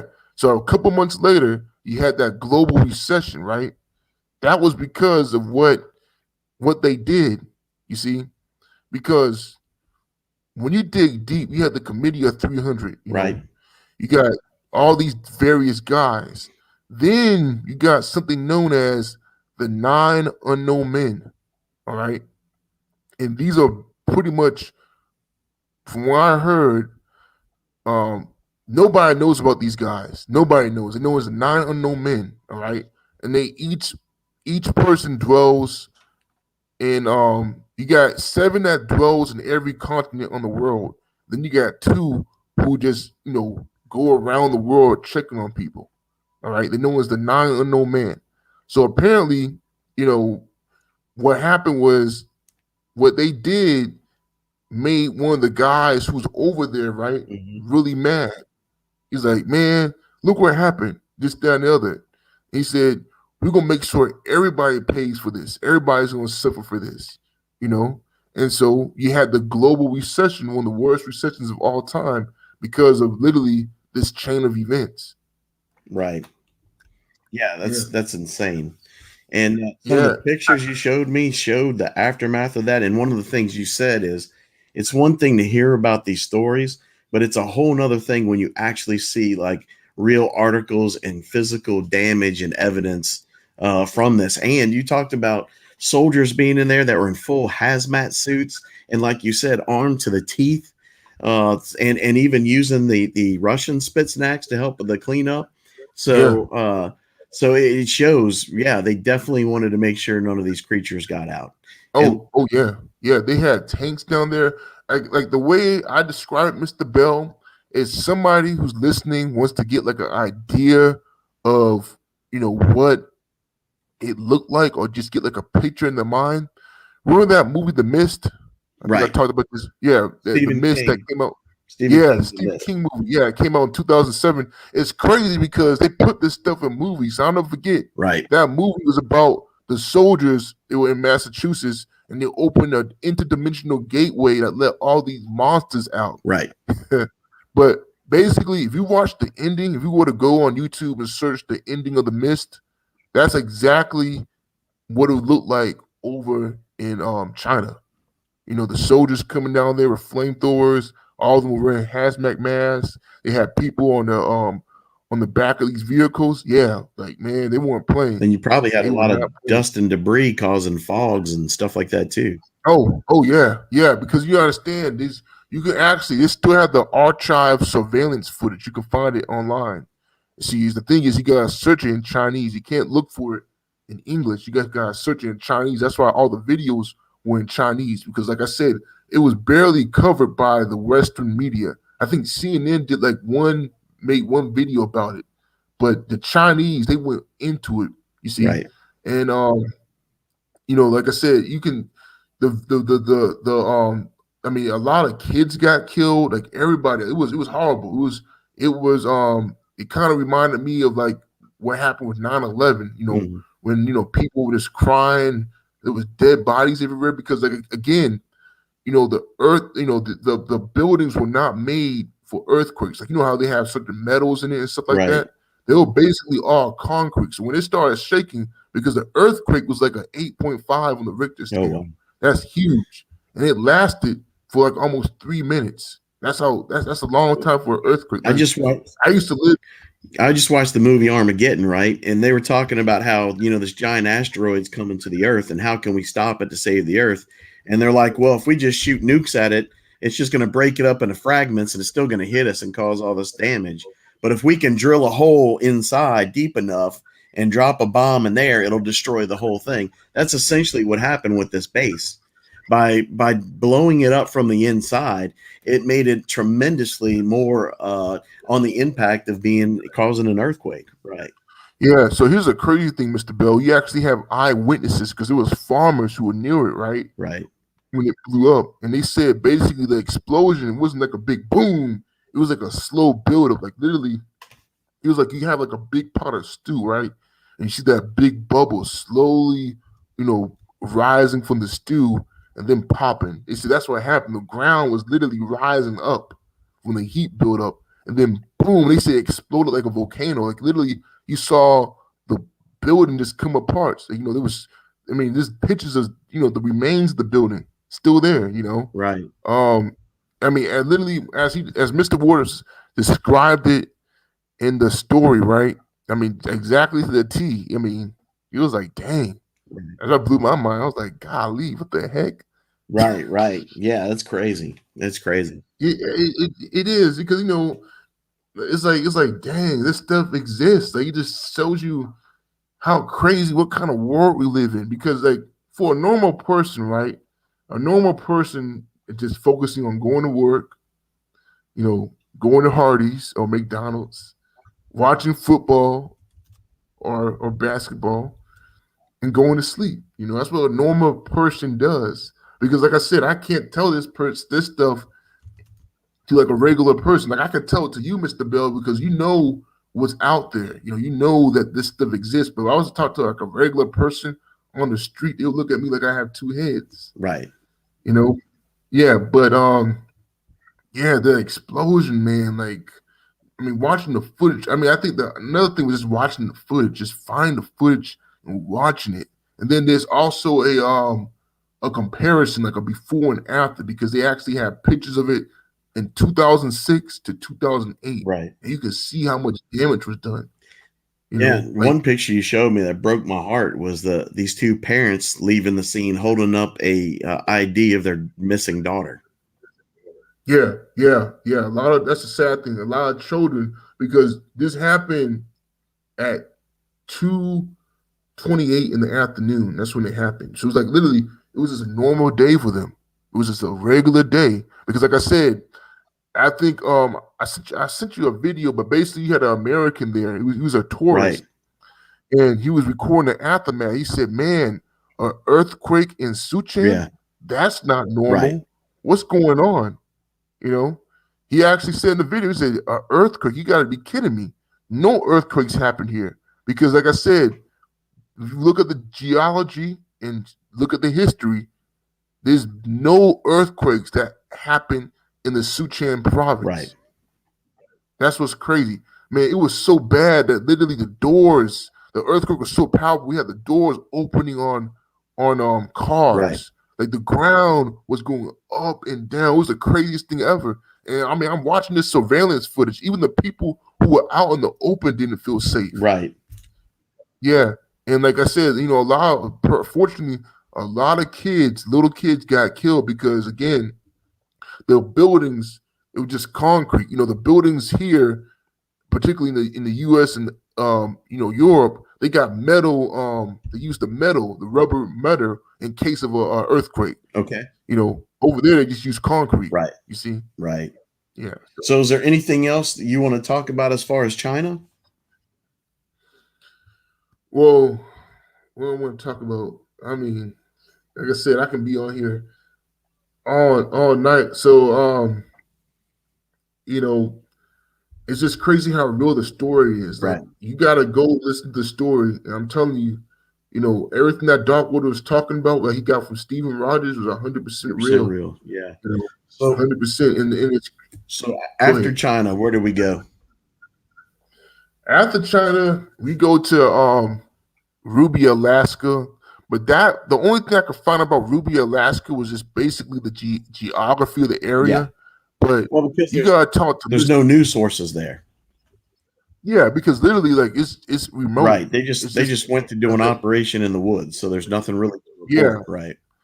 yeah, exactly. But you gotta talk to Mr. Yeah. Waters to get more details about what happened there. Sure. Because And for the audience, court, what happened is they went on a mission to Ruby, Alaska, where they encountered a team, a large unit of Bigfoots in the wilderness, and they basically destroyed most of them. But let me ask you this: one thing that always puzzled me about that story, and I don't know if you know or not, but I'll certainly get your opinion. Was I understand everything that Steve and Roger have done up to this point. What I don't understand is there had to be a reason why they went to pick a fight with a family of Bigfoot out in the wilderness, and to go through all that trouble and lose these lives to do that. What was that? I well, never understood that. well, apparently because they were aggressive. That's what I heard. Like, these guys were actually looking to kill humans. Eating humans and stuff like that. Okay. And Bigfoot. They're cannibalistic. They will Yeah. eat you. There's some Bigfoot who are chill, but when you got Bigfoot who are like when they get to like 12 feet tall, 14 feet tall, they just don't care. Particularly in regions that are very remote that don't have a lot of human activity. Right. I mean, if they see a camper, they will just eat you in a heartbeat. They won't care. They will eat you and just go on with it throughout their day. So And that's why they're so. did they ever state a reason why they went? That's why they went, because they were attacking people. That's what it says in the story. Yeah. That's what it says in the story. I never had a chance to when I call Mr. Waters, I'm probably going to ask him that to get Yeah, some I'll have more to ask him details. about that, because that's the only thing that ever puzzled me, is why they went to Yeah, pick this fight. But I mean, I can understand if they were attacking a bunch of people and people came to them and said, "Listen, we really need your help." Then it makes sense. But yeah, otherwise, I don't understand why they just went out there and said, "Hey, we're going to whip a bunch of Bigfoot butt." yeah. I wouldn't do it. One thing I do know from like other researchers is that whenever, say, like a corporation tries to make like a pipeline, an oil pipeline, right? They always have to have military contractors with those guys because they actually be encountering like Bigfoot. Like there's many stories of the Sierra pipeline. Remember I told you that one story earlier about how you had those the Delta Force guys and the Army Rangers Yep. trying to track down that Bigfoot and kill it. Right. Yeah, that happens a lot more than people think. Tell people That that actually. story since you brought it up. Oh man. Okay. So it's a story that I heard, and basically what happened was, up in the Sierras, the Sierra Mountains, that's like over in the west coast. It's very mountainous down there, and they were focused on trying to expand the Sierra pipeline, like add some more pipes to it. So what happened, like I said, people can believe this story or not believe it. I don't care, And I realize you're gonna have those people like that. You're gonna have the naysayers who say, "Yeah, that never happened. This, that, and the other." Well, you know, you can't prove that it didn't happen. But anyway, you had basically a rogue Bigfoot. All right, and that's one thing I'm finding out about Bigfoot. They're just like us. You got good people, you got bad people, then you got those psychopaths who just like hurting people to be hurting people. So basically, you had a Bigfoot who was like that, who was going around killing a lot of workers, killing a lot of these contractors down there. He was just going ham. He was going bug wild, like he lost his mind or something. Right. So they sent down a squadron because, like, if anybody knows anything about Delta, they got various squadrons, assault teams, this, that, and the other. So they sent down an assault team down there. Now the crazy thing was these guys, I think they just got back from Afghanistan and were only 2 weeks back in the States, or like a week stateside. So these guys were kind of tired, kind of exhausted, and they just sent them down to the Sierras with with a group of rangers. All right.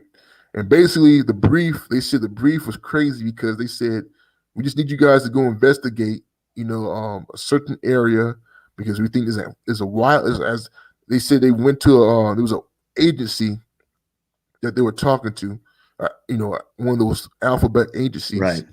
And the agent said, okay, we're going to send you out there. And he was vague as possible. He said, we believe there's a wild animal out there,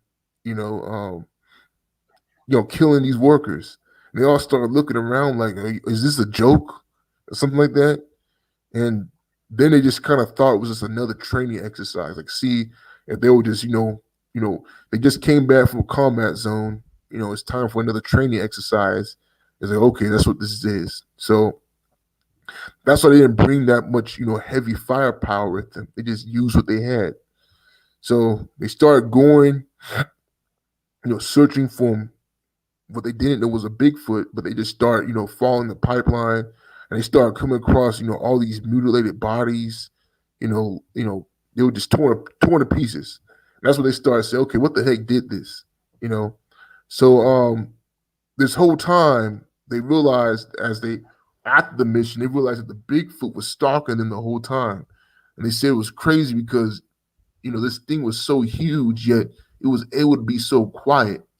Because I found out that, when you look at Bigfoot and its anatomy, is way different than a human anatomy. So I found out there was a story about this in Australia, they had Bigfoot, but they called them Yowies. And you had, the SAS guys in Australia, they deal with them all the time.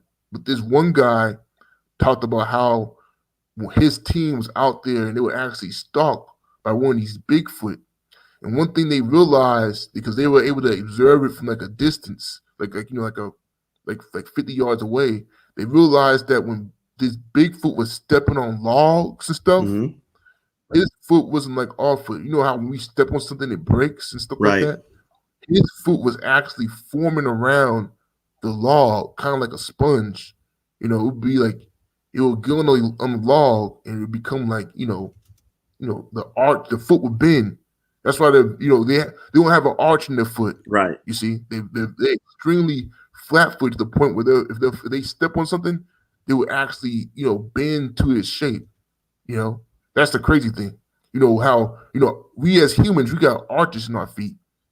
Bigfoot has no arch at all. So when it's walking around, it can be extremely silent because of how the foot is shifting around its weight. Now, a Bigfoot can get loud when it wants to get loud, but when they're just chilling, or they want, once you know it's there, they know how to, distribute its weight. So they said, this Bigfoot was stalking them. They were hearing tree knocks, this, that, and the other. And then finally, they actually caught a couple glances of it. They said they were out there for about 4 days, but during that time, they would see glances of it. At first they thought they were just tripping it. Then they realized, okay, we got some sort of creature out there. We don't know what the heck it is. How about we neutralize it before it neutralizes us? So they decided to make an ambush and like push into to like some sort of draw or a small valley. And they had, of course, the Rangers. They had a saw gunner, and so he started firing off of his saw. That does nothing. And I nothing. hate Yeah, the saw. exactly. The saw is horrible in combat. Oh And yeah, it jams yeah. all the It time. fires.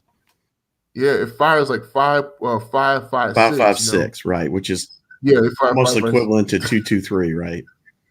Yeah, it's like it's like literally when you look at how big this thing was. They said the Bigfoot, it was 12 feet tall. And it was so big. It's like the chest was so wide. You see, that's what blew his mind. It's like you take two NFL linemen, right, and you put them together, and you got that's how wide it was. Right.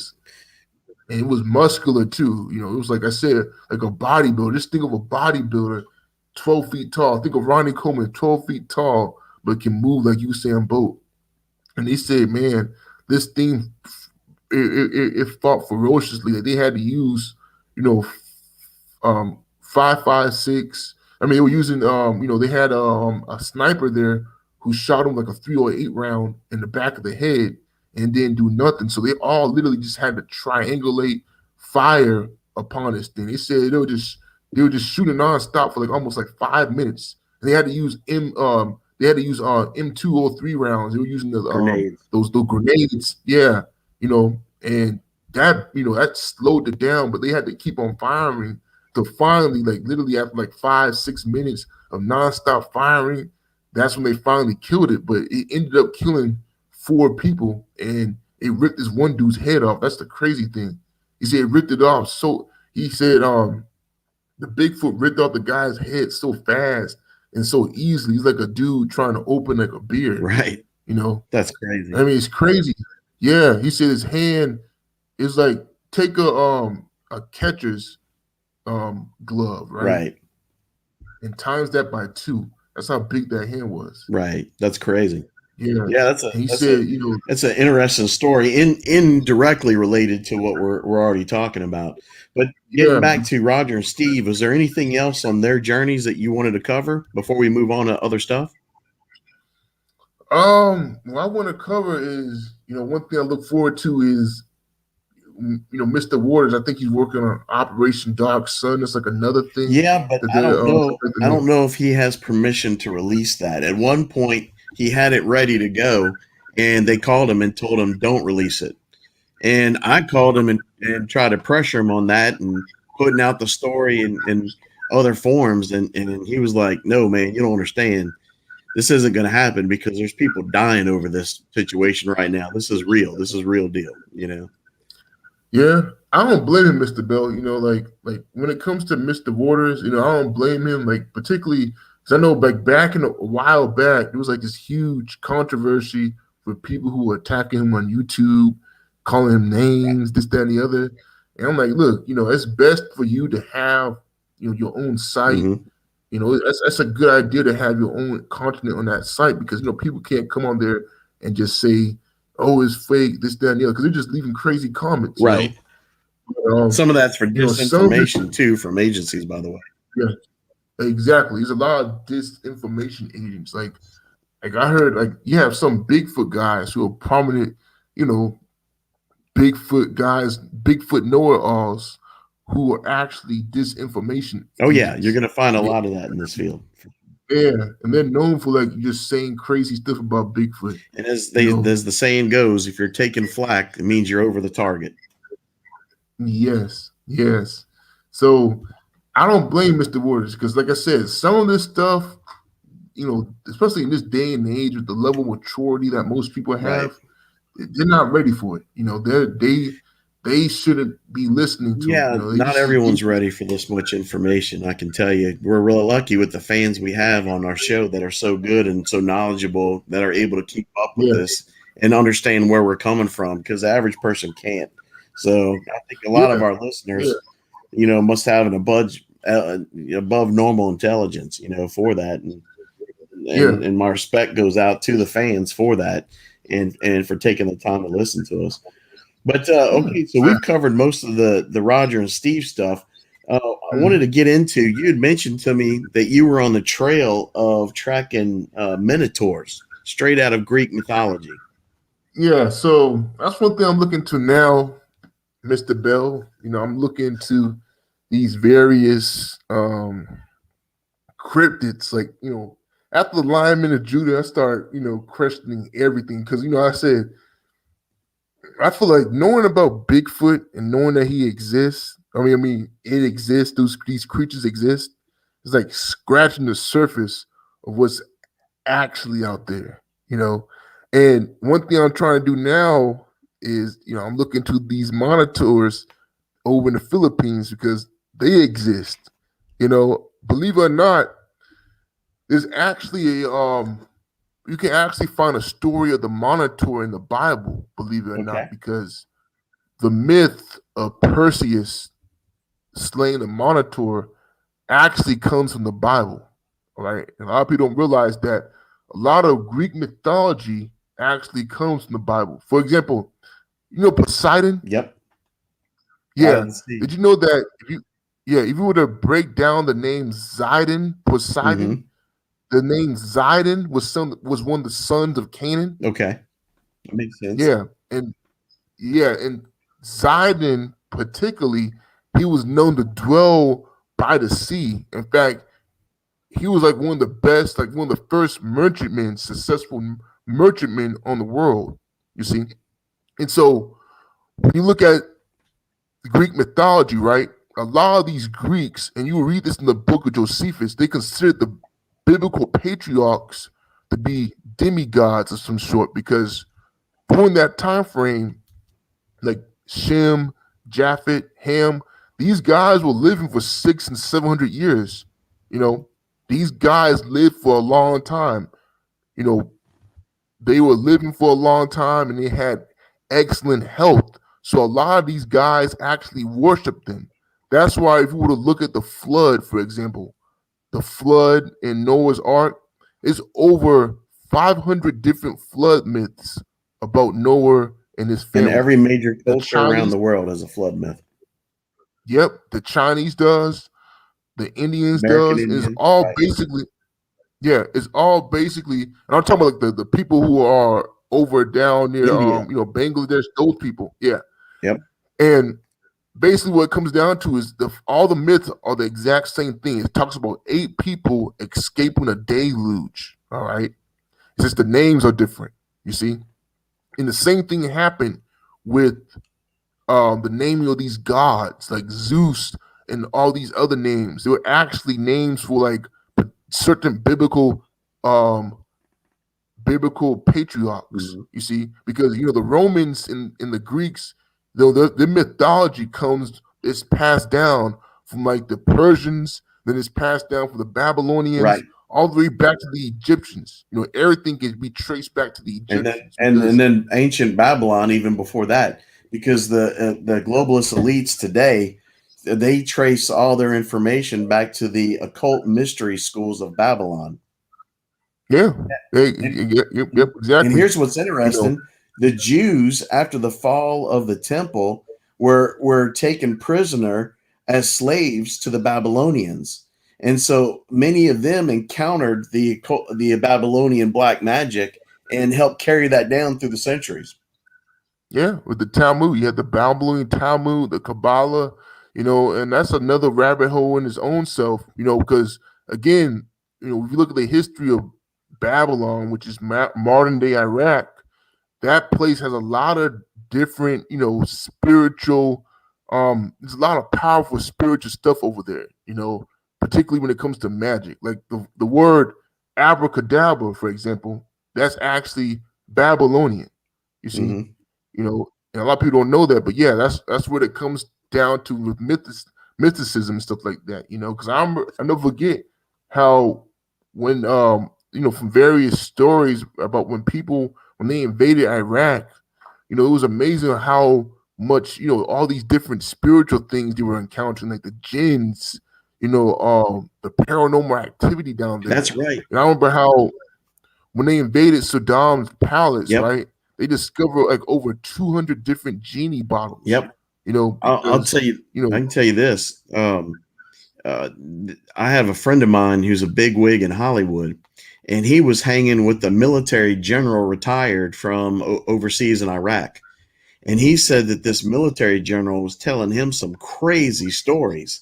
And he said that he was telling him that they kept encountering insurgents that had black eyes, like black eyed kids, right?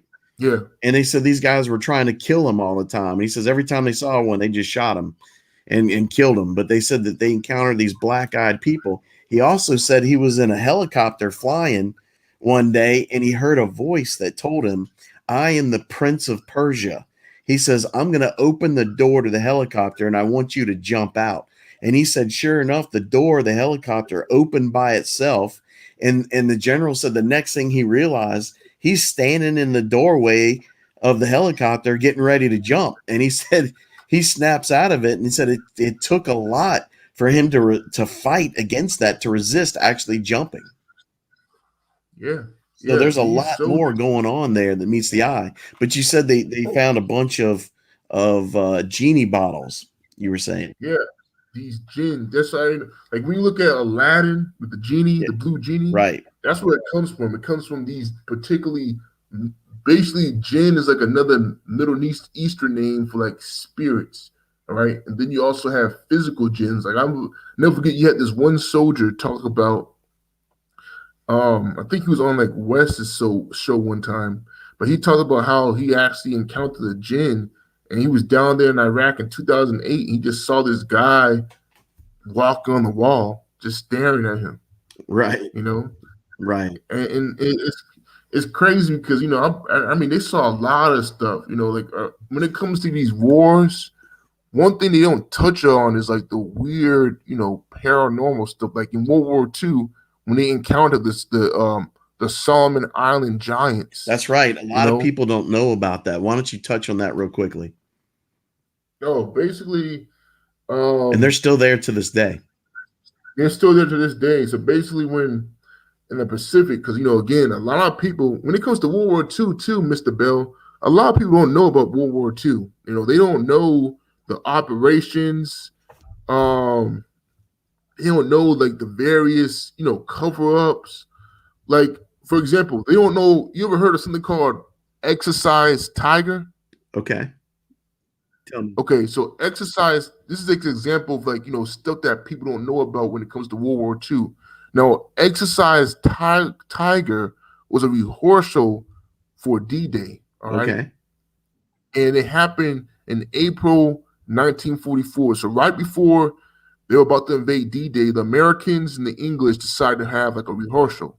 All right. So what happened was the rehearsal went so bad that they actually encountered E-boats from the Nazis doing the exercise. And it was so bad that 1,000 American servicemen got killed. Right. Right. And you can look this up online. Right. All right. And this was actually a cover up for years. Like people didn't find out about Exercise Tiger till like the 1990s. Okay. Yeah, and it's just like with certain things that like because when it comes to World War II, the first thing people think about is D-Day, Hitler, the Holocaust, and the European campaign, but they really don't think about the battles in the Pacific. And that's where it was at its worst, like the goriest, And I discovered that a lot of these deaths came from when these Marines encountered these giant beings and these cryptids over in these islands. Right. That's what You see, happened. So just yeah. like See, the Japanese, that movie King Kong, right? The last one made, yeah, right? Where yeah, they yeah, wound up on this island and they discover all these crazy cryptids that started whipping our troops' butts. That's what oh happened yeah, in the King Solomon Islands in the Philippines. And they yeah, have all kinds of cryptids there, including giants that are still there to this day. And they were oh yeah, killing a bunch of our sea serpent. soldiers. Right. Oh yeah, sea serpents. I Yep. mean, see, people don't realize why do you think the Japanese were digging those tunnels, on those islands? Like, not only was it because for air raids and ambushes, but it was so they escape from these giant beings. That's why they were digging these tunnels. Right. You see, they knew that these things existed, so they didn't want to be caught by one. So that's why they dug these tunnels. But again, like people don't know about like the second Pearl Harbor, for example, the air raid on this Italian port in Bari. Okay. That happened December 2nd, 1943, and basically what happened was the Germans attacked Allied ships in the Italian port of Bari, right? But unknown to them, they had mustard gas on those ships, and so when they attacked those ships, not only were a lot of sailors killed, but almost 2,000 Italian civilians were killed. But again, that was another cover up because people didn't find out about that till like 1980s. Right. You see, so like when it comes to warfare and certain things, a lot of stuff is being covered up. One thing Like that even what's going on. One thing Dark Waters and I talked about in the last show was in when Trump first took office, and we dropped that giant bomb over, it was Afghanistan, Syria, right on the border between Yeah, those. the Moab. Yeah, The Moab, right, which is like the largest bomb we've dropped in present history, right? yeah. Many claim that the reason of that was they were trying to push back giants in that were coming out of caves from there and attacking people. Oh yeah. I mean, just think about Tora Bora, for example, the Tora Bora invasion that happened in November 2001. You know, when they sent the Delta Force guys down there, right? Right. I mean, why do you think they dropped, thousands of bombs on the mountain? You know, not only was it because, the Taliban and, you had the Al Qaeda. I mean, not only because you had Al Qaeda out there, they're trying to hunt bin Laden, but because you got to understand, they had those giants out there. Just think about it. Afghanistan, throughout history, has been known for the giants. Alexander the Great, he encountered them. You Right. see, and that's why Afghanistan is known as the end of empires, because the British, when they invaded Afghanistan in 1851, they encountered the giants, and then same thing with the Russians. You see, Right. they encountered them too. You see, so America, we realized that if we're going to invade, we're going to do something that nobody ever done. We're going to straight bomb the place. Right. And that's what they did. They dropped bomb at the bomb at the bomb at the bomb. I mean, they were blowing the heck out of it because the giant of Kandahar, that story's real. Right. That So that that so happened. touch on that since you brought it up. Oh yeah. So the giant of Kandahar story, it's 100% accurate. And there's various stories out there. And again, like I said, because the people who were operating in Afghanistan, this was before, you had, Bagram, the Bagram base. I think that's what it's called, Bagram Air Force Base, something like that. Hmm. Yeah. So, around 2002, it wasn't like what it is today with all the planes and stuff. It was just literally just like a area with fenced in. So before they had the troops, in Afghanistan, like, the Marines and stuff like that, all those guys were in Iraq.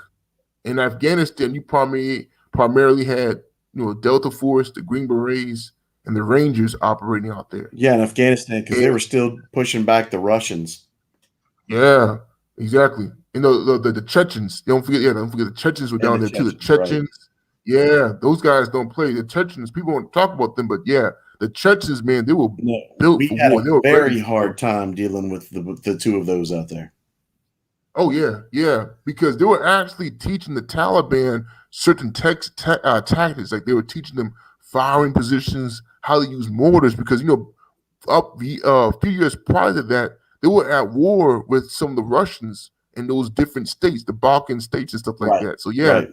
the Chechens were down there, and they were, I mean, even to this day, some like the worst battles that the Americans we had in Afghanistan was because the Chechens were helping the Taliban guys out. You know, when they declared a Mujahideen. But anyway, you had a group of Rangers. Now it wasn't just your regular, 75th Rangers. You had the Ranger Reconnaissance Company. Because when you hear various stories, they always talk about how it was like the Rangers. It was the Rangers Reconnaissance Company, and if you know about them, those guys go deep behind enemy lines, go deep, deep, deep. So you had the Ranger, regimental reconnaissance guys. They were out in one of these mountains down in Kandahar, and they encountered this thing. And yeah, the thing almost wiped them out. So they had to send the tier one guys in, and they got into a battle with this 16-foot tall giant, with which now I realize is nothing compared to the ones that we have, in certain areas of the earth. You got giants who are 50 and 60 feet tall, but still 16 feet is a good sized giant. So what happened was when they encountered this thing, they all just started shooting for the head. But here's the catch: they were using tracer rounds, and everybody knows that tracer rounds are phosphorus tips. Like you're supposed to use them so you can see them going at night. Right. All right. and they literally that's all they did was just concentrate the fire on his head. And when you look at these Delta Force guys, they're some of the best shots on the planet. So that's all they did. They just focused fire on it, and they pretty much had to blow a hole in his head. But the crazy thing was how this thing was just absorbing bullet after bullet after bullet. And it literally took like 30 seconds to take it down. 30 seconds to after nonstop firing till it fell down. Yeah, L.A. Marzulli and Stephen Quayle do a series on this, and they interview one of the special forces soldiers that was at the scene that was actually firing on the giant, and they also interviewed the pilot in a helicopter, probably a Chinook, that came to pick up the body, and both of them testified that this thing was over 9 feet tall. Yeah. They said it had long red hair, double rows of teeth, and 6 fingers on each hand and each foot, and that's a perfect description of the Nephilim and much of the Nephilim from the pre-flood days. And in American history lore, they also tell the same thing, like at the Lovelock Caves, where the American Indians fought giants, cannibalistic giants. They said that same thing. They had long red hair, they had double rows of teeth, 6 fingers on each hand and each foot. In fact, as kids were raised that Indians say how, hold up their hand and say how. Some say that the whole reason that they do that is so that from a distance they could count how many fingers you had to tell if you were human or not. Yeah, you're absolutely right. Yeah, the Native Americans they fought a lot of giants. They used to fight them a lot, in America. But I think here's the crazy thing, Mr. Bell, about that story. So a lot of people always focused on the giant, but they don't talk about what happened afterwards. Like I'm talking about how when they went inside the cave. Okay, go ahead. They said the smell inside the cave was so bad that they actually had to wear gas masks when they went in there. And they said the first thing they saw all these various weapons like that was collected over time for like the Romans, muskets, because apparently it must have been passed down from generation to generation. They found shields in there. They found, then they found the bodies of the remains of the Rangers that it killed, but they saw all this various stuff, Russian weapons, and then they realized that the smell came because this thing was so nasty.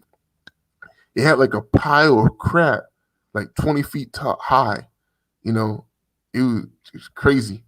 It was just like I said, the thing was nasty. It was a nasty creature because it wasn't taking those showers. Right. I know.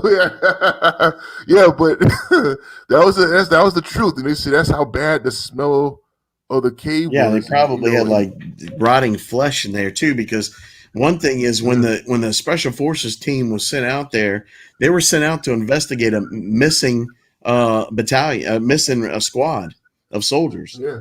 And L.A. Marzulli said that when they found the mouth of this cave, they found all of the communication equipment and other TA-50 gear from the missing soldiers. And then they said that this giant comes out of the cave had this spear they called a pike, and he said he stabbed one of the special forces soldiers in the chest and lifted him straight off the ground. And that's when the rest of them committed to firing upon this thing with everything that they had. Yeah, like this stuff, like that's how people don't realize, like these guys, like that's why the suicide rate is so high, in like the special forces and military, because these guys are seeing stuff that the mind just can't comprehend. Right.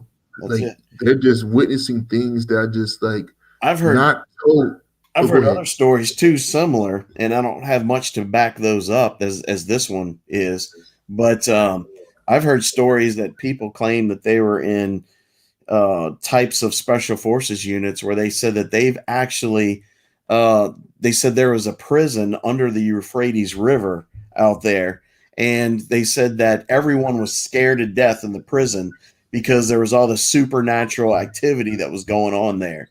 and they said that they found these tunnels under the prison and large staircases that opened up into giant halls. And this one soldier claims that when he went in there, he saw this giant that was literally chained to the floor.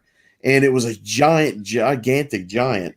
And he said the thing had wings and it was chained to the floor in this dark hall underneath the ground. And the creature asked him, he says, what are you doing here? Is it not yet my time? How crazy is that? That story made the hair on the back of my neck stand up.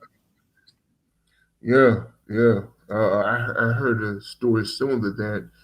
But yeah, a lot of these places we just don't know about. Like, I think the thing that gets me the most, Mr. Bell, is Antarctica. Like, what's really going down there? Like, I feel like Antarctica? nobody. Yeah, That's you just open a Pandora's box with that one, my friend. Now, here's the thing that gets me. Now, when you study, because I study a lot of ancient maps. I study like the original maps that were made in like the 1300s and 1400s, right? And I think one thing people take for granted was how smart these people actually were. Oh, yeah. See, people, I think the tendency, because I think a lot of people are ignorant, they always try to think that the people who were living in the 1700s and 1600s were dumb people. No, I'll argue that those people were actually smarter than the people in today's era, you see, because they had to rely on less and they were making accurate depictions of certain things when it comes to currents, using the stars. So I feel like the people during that day and age were actually smarter than most people now. But I think the maps was interesting to me because like Antarctica, for example, right? They're always depicted. Like if you were to look at a map, for example, this map it was made in 1513. Right. It's called the You're talking about the pre map of Antarctica before it was frozen over. Well, no, not that. No, just a regular map. Okay, because they found maps like that, by the way. Yeah, well, see that they always show that in Antarctica, for example, right? It was known that it's crazy. It said some parts of Antarctica, the parts that we see on TV, those were the icy parts. Yeah. But inside, it was actually tropical, and you can actually see these on certain maps. That Antarctica was known to be tropical because it's no different than Alaska, for example, or California, for example, right? You have regions of the area where it's very snowy, then you have regions where it's a lot of woods and sunshine. Right. Like take California, for example, because I used to live in California. Yeah, so did I. People don't realize. What'd you say? So did I. Oh, you did? Oh, yeah. I stayed in up near San Diego. Yeah, I was in Los Angeles, but I've been down to San Diego. You were? Oh, yeah. Times. Yeah. But go ahead. Los Angeles. Oh, yeah. But people don't realize that in California, there's over like 400 glaciers when you go up north near the cold regions. You see, there's over 400 glaciers near that. Where Big Bear's at and all that stuff. The Big Bear. Yeah, Big Bear. I camped out there. I was actually chased out a big bear by a bear. Oh wow, that's something. Go ahead. But like I said, these regions, they have a lot of different, some are hot, some are cold. But with Antarctica, it's always been like an enigma for me because it's like, okay, what's really going on? Because I've been hearing crazy stuff. Like I hear that there's pyramids down there. I hear that there's bases down there. Buzz Aldrin. Remember Buzz Aldrin? Yeah. He went down there and he had to be emergency evacuated out, like because he had a heart attack or something. And he sent out a text saying that the greatest evil that could destroy the earth is down there. So I'm paraphrasing. But he said that, and then later he recanted all that in the hospital because I'm sure he was told or threatened to. Yeah. Man, I can't believe he's 90, right? Yeah. What was he doing in Antarctica? And not to mention, when it comes to people like that in Antarctica, you got to understand, many of the major world's dignitary leaders have made trips down to Antarctica quietly. For example, members of the royal family have gone there. Mhm. The head of the Patriarchal Church of Russia and other dignitaries from Russia have gone down there. Yeah. John Kerry has gone down there. I believe McCain might have gone down there before he passed away. Yeah. Barack Obama went down there. The One of the popes went down there. It's insane, but why would all these super dignitaries be going down to Antarctica? Yeah. It's just like There's that some with crazy stuff. And if you look at the history of Antarctica, the Nazis, remember with Admiral Byrd and the Nazis at the end of World War II, yeah. we got reports that there was a Nazi base there called New Schwabenland, which I believe means New Berlin. But Admiral Byrd with the 4th Naval Fleet was sent down there to destroy the Nazis. And what happened is the Nazis ended up destroying the 4th Fleet with UFOs.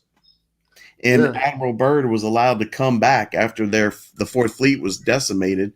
And he said that they had UFOs with Nazi symbols on them and they destroyed us. And they allowed him to live to go back to the U.S. with his tail between his legs.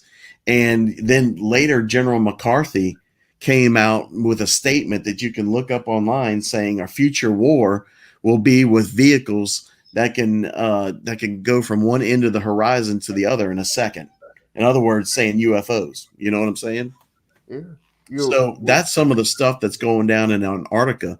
And other whistleblowers are saying that if you look at the lost city of Atlantis, that really is in Antarctica.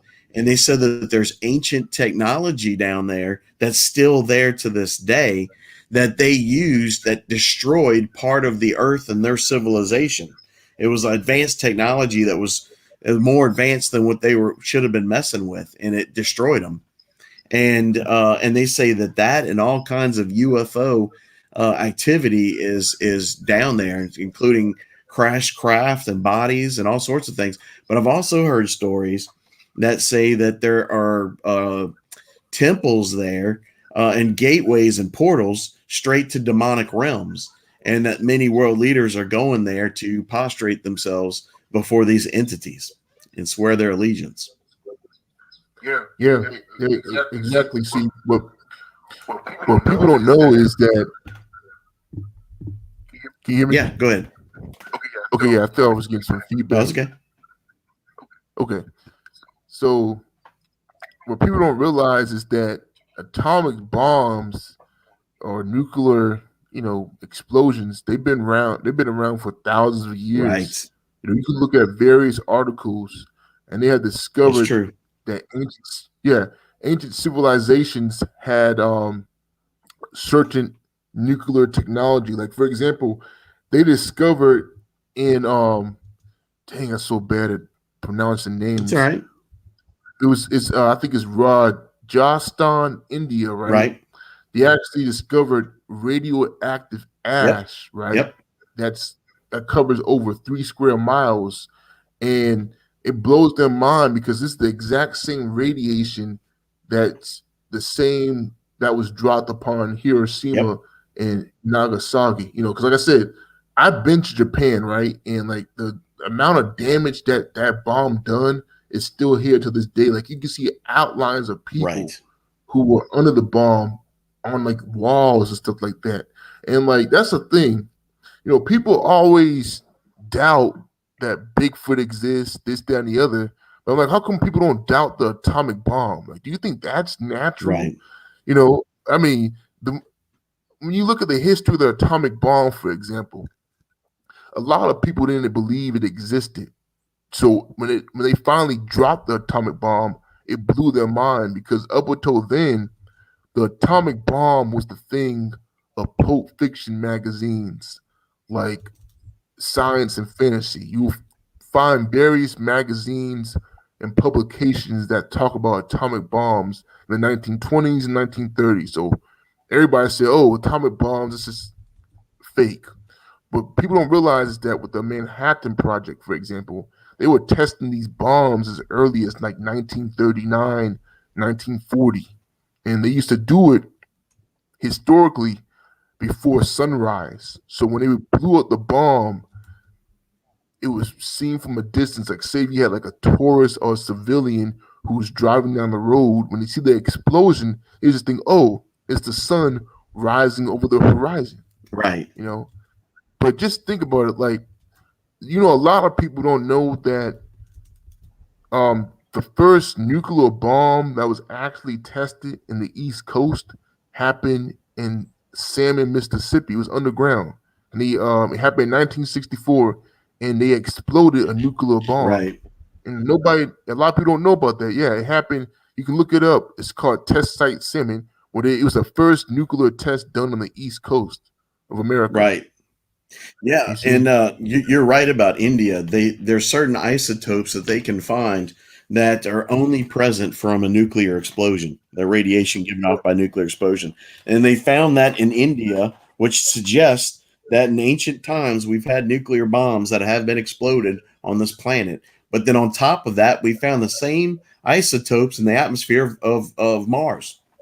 So that means that there have been nuclear bombs that have been exploded on that planet too, which makes sense because that planet was known to have had a atmosphere closer to our own that was partly destroyed by cataclysmic events.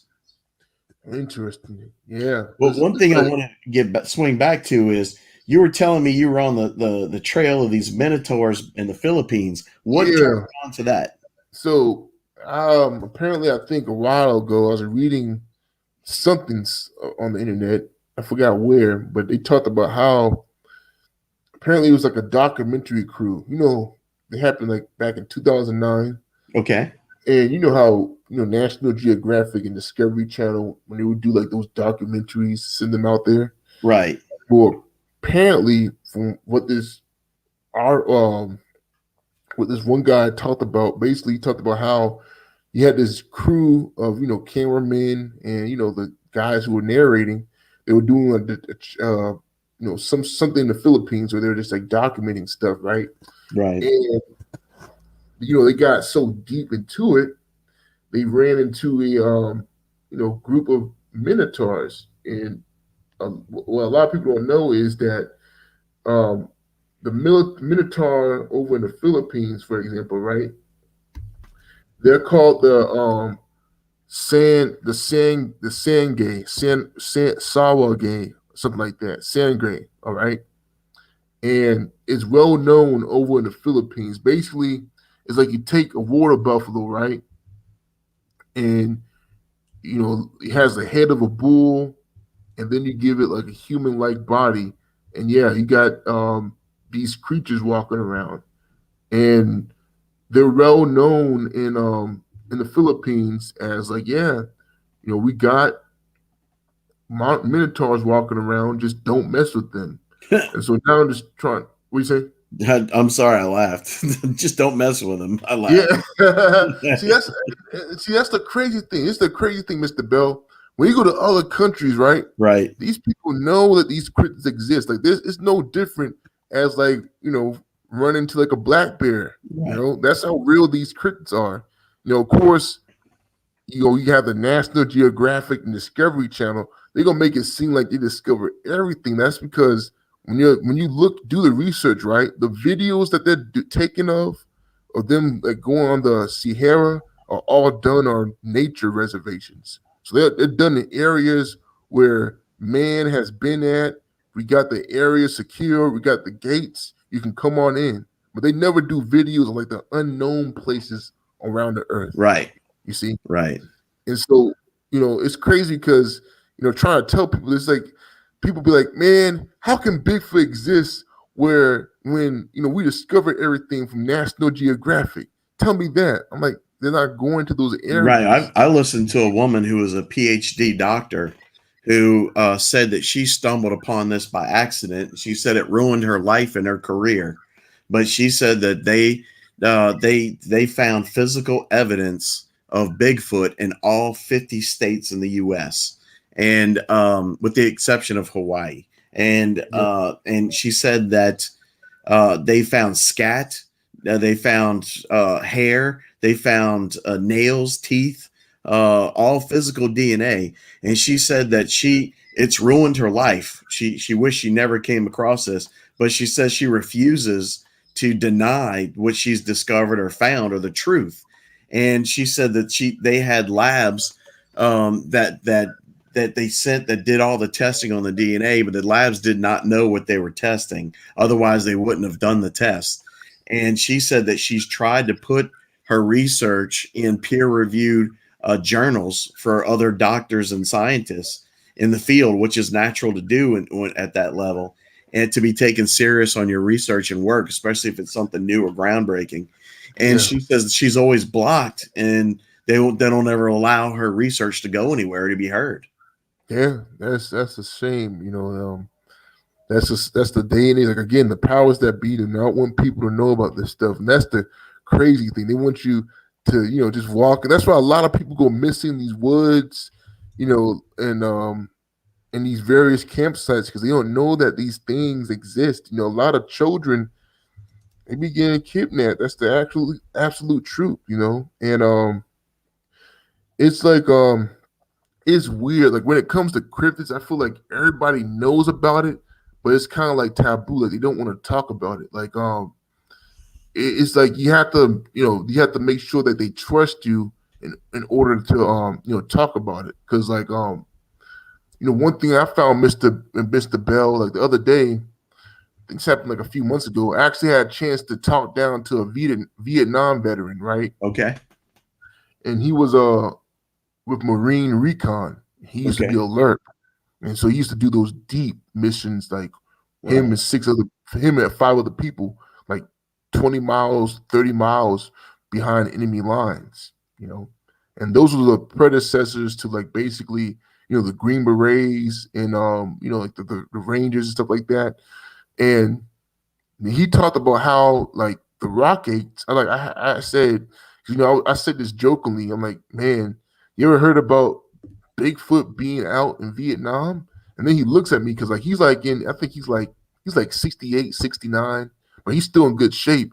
He looked at me and started smiling. He's like, yeah, we heard about that. He said, just like as common as, like, like I said, seeing a bear. He's like, yeah, we call them rock apes. Right. I was like, wow. And he talked about how, yeah, everybody knew that the rock apes existed. They actually had a doctrine about the rock apes, how they were supposed to handle them. Right. They said basically they're like Bigfoots. You had some that were, like, really big and some that were kind of like 5 feet tall. But basically the rules of engagement was that if you see a rock ape, because they usually be like 4 or 5 of them, right? Right. Don't shoot unless you have to. Right. And if you do see them, don't make eye contact. Just walk on like nothing's going on. Right. That's the rule with basically all cryptids. Yeah, exactly. So they said if they start throwing stuff at you, that's when you start shooting at them. And one thing the rock tapes didn't like was the M60, because the guy I talked to with, he was gung ho. That's all I can say. He was a gung ho. He was a good dude. I like talking to these veterans. Right. But he said, yeah, he used to have an M60 with him and take like 400, 500 rounds of ammunition. He said he didn't care if he had to leave behind 2 or 3 MREs. He said, I'm taking that ammo with me. Yeah. And he said because he said when he saw those things, if they ever approached him, he didn't play. He just started firing. Right. And he said when the M60 went off, right? Because when you hear M60, man, that yeah, man, they hated that sound. They would start running away. Right. Yeah, the M60 is no joke. I've carried that joker on my back. It weighs 22 pounds without ammo, the hog, and that's without the changeable barrels or the stand that goes with it. You have to have secondary soldiers to carry that and ammunition. Yeah, and I know it shot a 7.62, right? Yeah. I lost my train of thought there for a second. I forgot where I was going. All right, go ahead. Carry on. Yeah. So yeah, Mr. Bill, like, the M60, like I said, not to get off topic, but that was like an amazing weapon. I don't know why. Very amazing. I think it's the most combat effective weapon in small arms. Yeah. Like I think they switched it out with the saw, right? Well, they tried to switch it out with the saw for lighter, smaller units, but the problem is the saw. Personally, I think the saw is a piece of trash. It jams constantly, and it doesn't have the same power as the you get any sand or dirt in it whatsoever, it'll jam more than Oh, anything else I've ever fired. And that 60 on the other hand, you can almost pour dirt on it and it'll keep firing. So yeah, and that 60 is your one of your highest casualty producing weapons. So it's worth the weight in packing. But for small teams, they were trying to come up with lighter weapons to carry than the hog because it's just so heavy that it's yeah, very cumbersome and difficult. And that's the same thing with like these the Barrett 50 BMGs that are so popular now. I mean, if you're at a base or a fort, those things are great. But if you have to be packing that thing in somewhere, it yeah. is just it's not practical for many things. In fact, Chris Kyle, the famed of the American Sniper movie, Mhm. he preferred for the longest time just a 300 Win Mag as Yeah, his primary sniper rifle. Later times he switched to the 338 Lapua, which is what most or many snipers use today, just because it's basically almost a step. It's under the 50 cal, but it's a lot lighter to carry, and you can carry a lot more ammunition with it. yeah. Like I know Mr. Bell, they were using those 50 cals a lot in Iraq. Like, weren't they using Right. like stop like those trucks and stuff like that? Yes. Okay, yeah, because I heard it could take Well, like it's out like an engine. that 50 cal is basically artillery. Mhm. So it's like portable artillery. So it's great if you got a truck to pack it in, but you don't want to be carrying it on your back. Oh But yeah, yeah, that thing can stop. That can bring down tanks with the right ammunition. They create incendiary rounds for them that melt through tanks oh wow, and create vacuums in them. Or they're amazing. They can take out physical bunkers. They can take out antennas. They can take out vehicles. Yeah, you can stop a deuce and a half in its tracks, which is one of our largest vehicles with the 50 cal. So it's basically it's artillery. You can take out vehicles, not just people with that. yeah, and Bigfoot, that's for sure. You know, because And if you had to go up against something, yeah, that. But then again, here's something else to consider. Think of the speed of these cryptids yeah, and the rate of fire you can fire with even a 50 cal. If you're at a large distance, then you got more of a chance. But if it's close up, you with something that heavy trying to acquire a target at that speed would be very difficult. yeah. I remember a while back, um, Mr. Waters in the vault and Vault Keeper. He used to talk to this one guy named Zulu Fort Echo, and he actually used to go out and hunt, these dog men. And he actually said that the dog man can move up to like he was clocked like 80 miles per hour, and that's like wow, that's like crazy how fast these things be moving, because Right. yeah, like I heard Bigfoot can get to like 50 and 60 miles per hour, you Yep. know. Right. People have described that, and the dog man, same thing. I mean, they're being able to sustain speed. People talk about them chasing them in cars and stuff, Yeah, and say that they could sustain speeds of 50 to 60 miles an hour. crazy, That's crazy. that's that's insane, right? I know, yeah.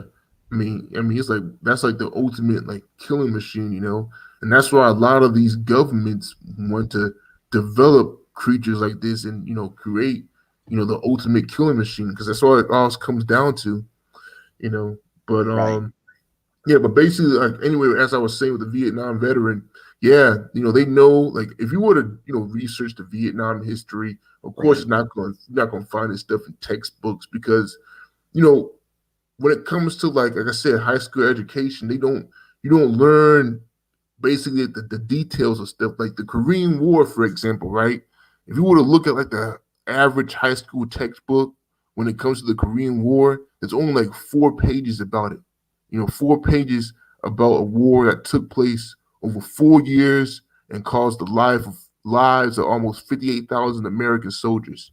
And they only have 4 pages about it in a textbook. That's Right. like the most. My grandfather You know, fought in they, that war. He fought in World War yeah, II and Korea. yeah. And see, nobody knows about the Korean War, how brutal it was. Right. And of course, there was cryptids over there. Hmm. You know, I've never they were heard encountering never heard that, but it wouldn't surprise me. Oh yeah, yeah, and these mountains again, like when you look at they weren't mountain giants; they were kind of like yetis. You know, when he got to like the frozen chosen, you know, when they got to like the Susan Reservoir, whatever it's called, Right, you know, over there. Yeah, you had those yetis over there because that's the place they exist at. And again, the Koreans knew about this, but we didn't know about that. right, I mean, because like I said, it was a very very brutal war. right. So again, cryptids, when you look at them, they played a part in every war in history. I've had Even I was lucky in my military unit that there was a lot of guys from Vietnam, and I tried to learn as much as I could from them, but we never discussed anything like cryptids. So yeah, I'm yeah, amazed that all the time we spent in the field that we never came across any, at least to my knowledge, yeah, which is insane because we spent in a just I can't tell you how many hours in the fields, and that's observing noise and light discipline where we're not allowed to use any light whatsoever, and we try very hard not to make any noise. yeah, exactly. See, the thing I realized, because I was talking to a guy at my job, he does a lot of fishing and hunting. I asked him about Bigfoot. He was quiet, but he said, "Yeah, I have heard weird things in the woods." And my conclusion is, Mr. Bell, when it comes to like these cryptid encounters, I always relate it to like a train track, right? It's Hmm. like when you see a train track, it's there. You see the rocks around it. You see the wood. You Right, see the train. I mean, you see the train tracks, but you don't see a train. right, And it's times where you can you can be around that train track for almost 20 years and never see a train go by. But that doesn't mean that trains don't use it. right. Like the evidence is there, the train track's there. But just because you don't see a train doesn't mean that there's no trains that are coming down it. That's the way I relate it with the cryptids. There's some people who can be in the military, never have a cryptids experience, and some people who can have a cryptid experience. Right. But just because you don't have it doesn't mean that it's not there. Yeah, I lived at this place up north in Michigan, and it was a hunting camp that we use as a retreat facility for people to go and spend time out in nature and to pray and that kind of stuff. And a guy shows up one day, he was visiting, and he was all scared to death about bears being out there. And I told him, none of us have even seen a bear since we've been living there. And then this one guy, and I told him, I said, but if you come across one, don't run, right? Well, sure enough, he's walking on a trail, and what happens? A big old bear comes out. Oh man. And that dude was like, all I can remember is Mr. Bell telling me don't run. Oh man, how, that's funny, man. how crazy is that? That is crazy. I mean, just imagine just having, like I said, you have a huge fear of bears. Everybody's telling you there's no bears out there, and then your first day out there, you encounter a bear. Right, right. That's That's funny. crazy, man. I tell you. Yeah, it is. But yeah, well, that's all I got, Mr. Bell. Like I said, Okay, well, great. Well, yeah, we've been going for a long time, so it's probably yeah, time to wrap it up. yeah, But I tell you what, man, I certainly appreciate you coming on and sharing all this knowledge. And the way I look at this, although we did it kind of sporadically ordered a little bit, but I think this is kind of like a guide channel for the last interview I did with Dark Waters last week, yeah, or for these stories with Roger, Ben, and Steve. right, Um, for people that are as interested in those stories as I am, as far as checking out what these contractors have done and what goes on militarily wise behind the scenes that most average people or even soldiers aren't even aware of. You know what I'm saying? yeah, So yeah, I think what you've done is phenomenal, actually putting all these clues together and you actually finding, doing the research and finding all of these locations and so much information about them. So that's fantastic. And we definitely will have you on again, and we're going to stay in touch. So, um, definitely, yeah, and we're going to work with this material and continue with it. So, I want to thank you, Mr. Mystery, and I want to thank the audience for coming on and being patient with us and listening. And if you have any stories or encounters you want to share, especially with cryptids, please contact me at support at dogmancams.com. Thanks, everybody, and have a good day.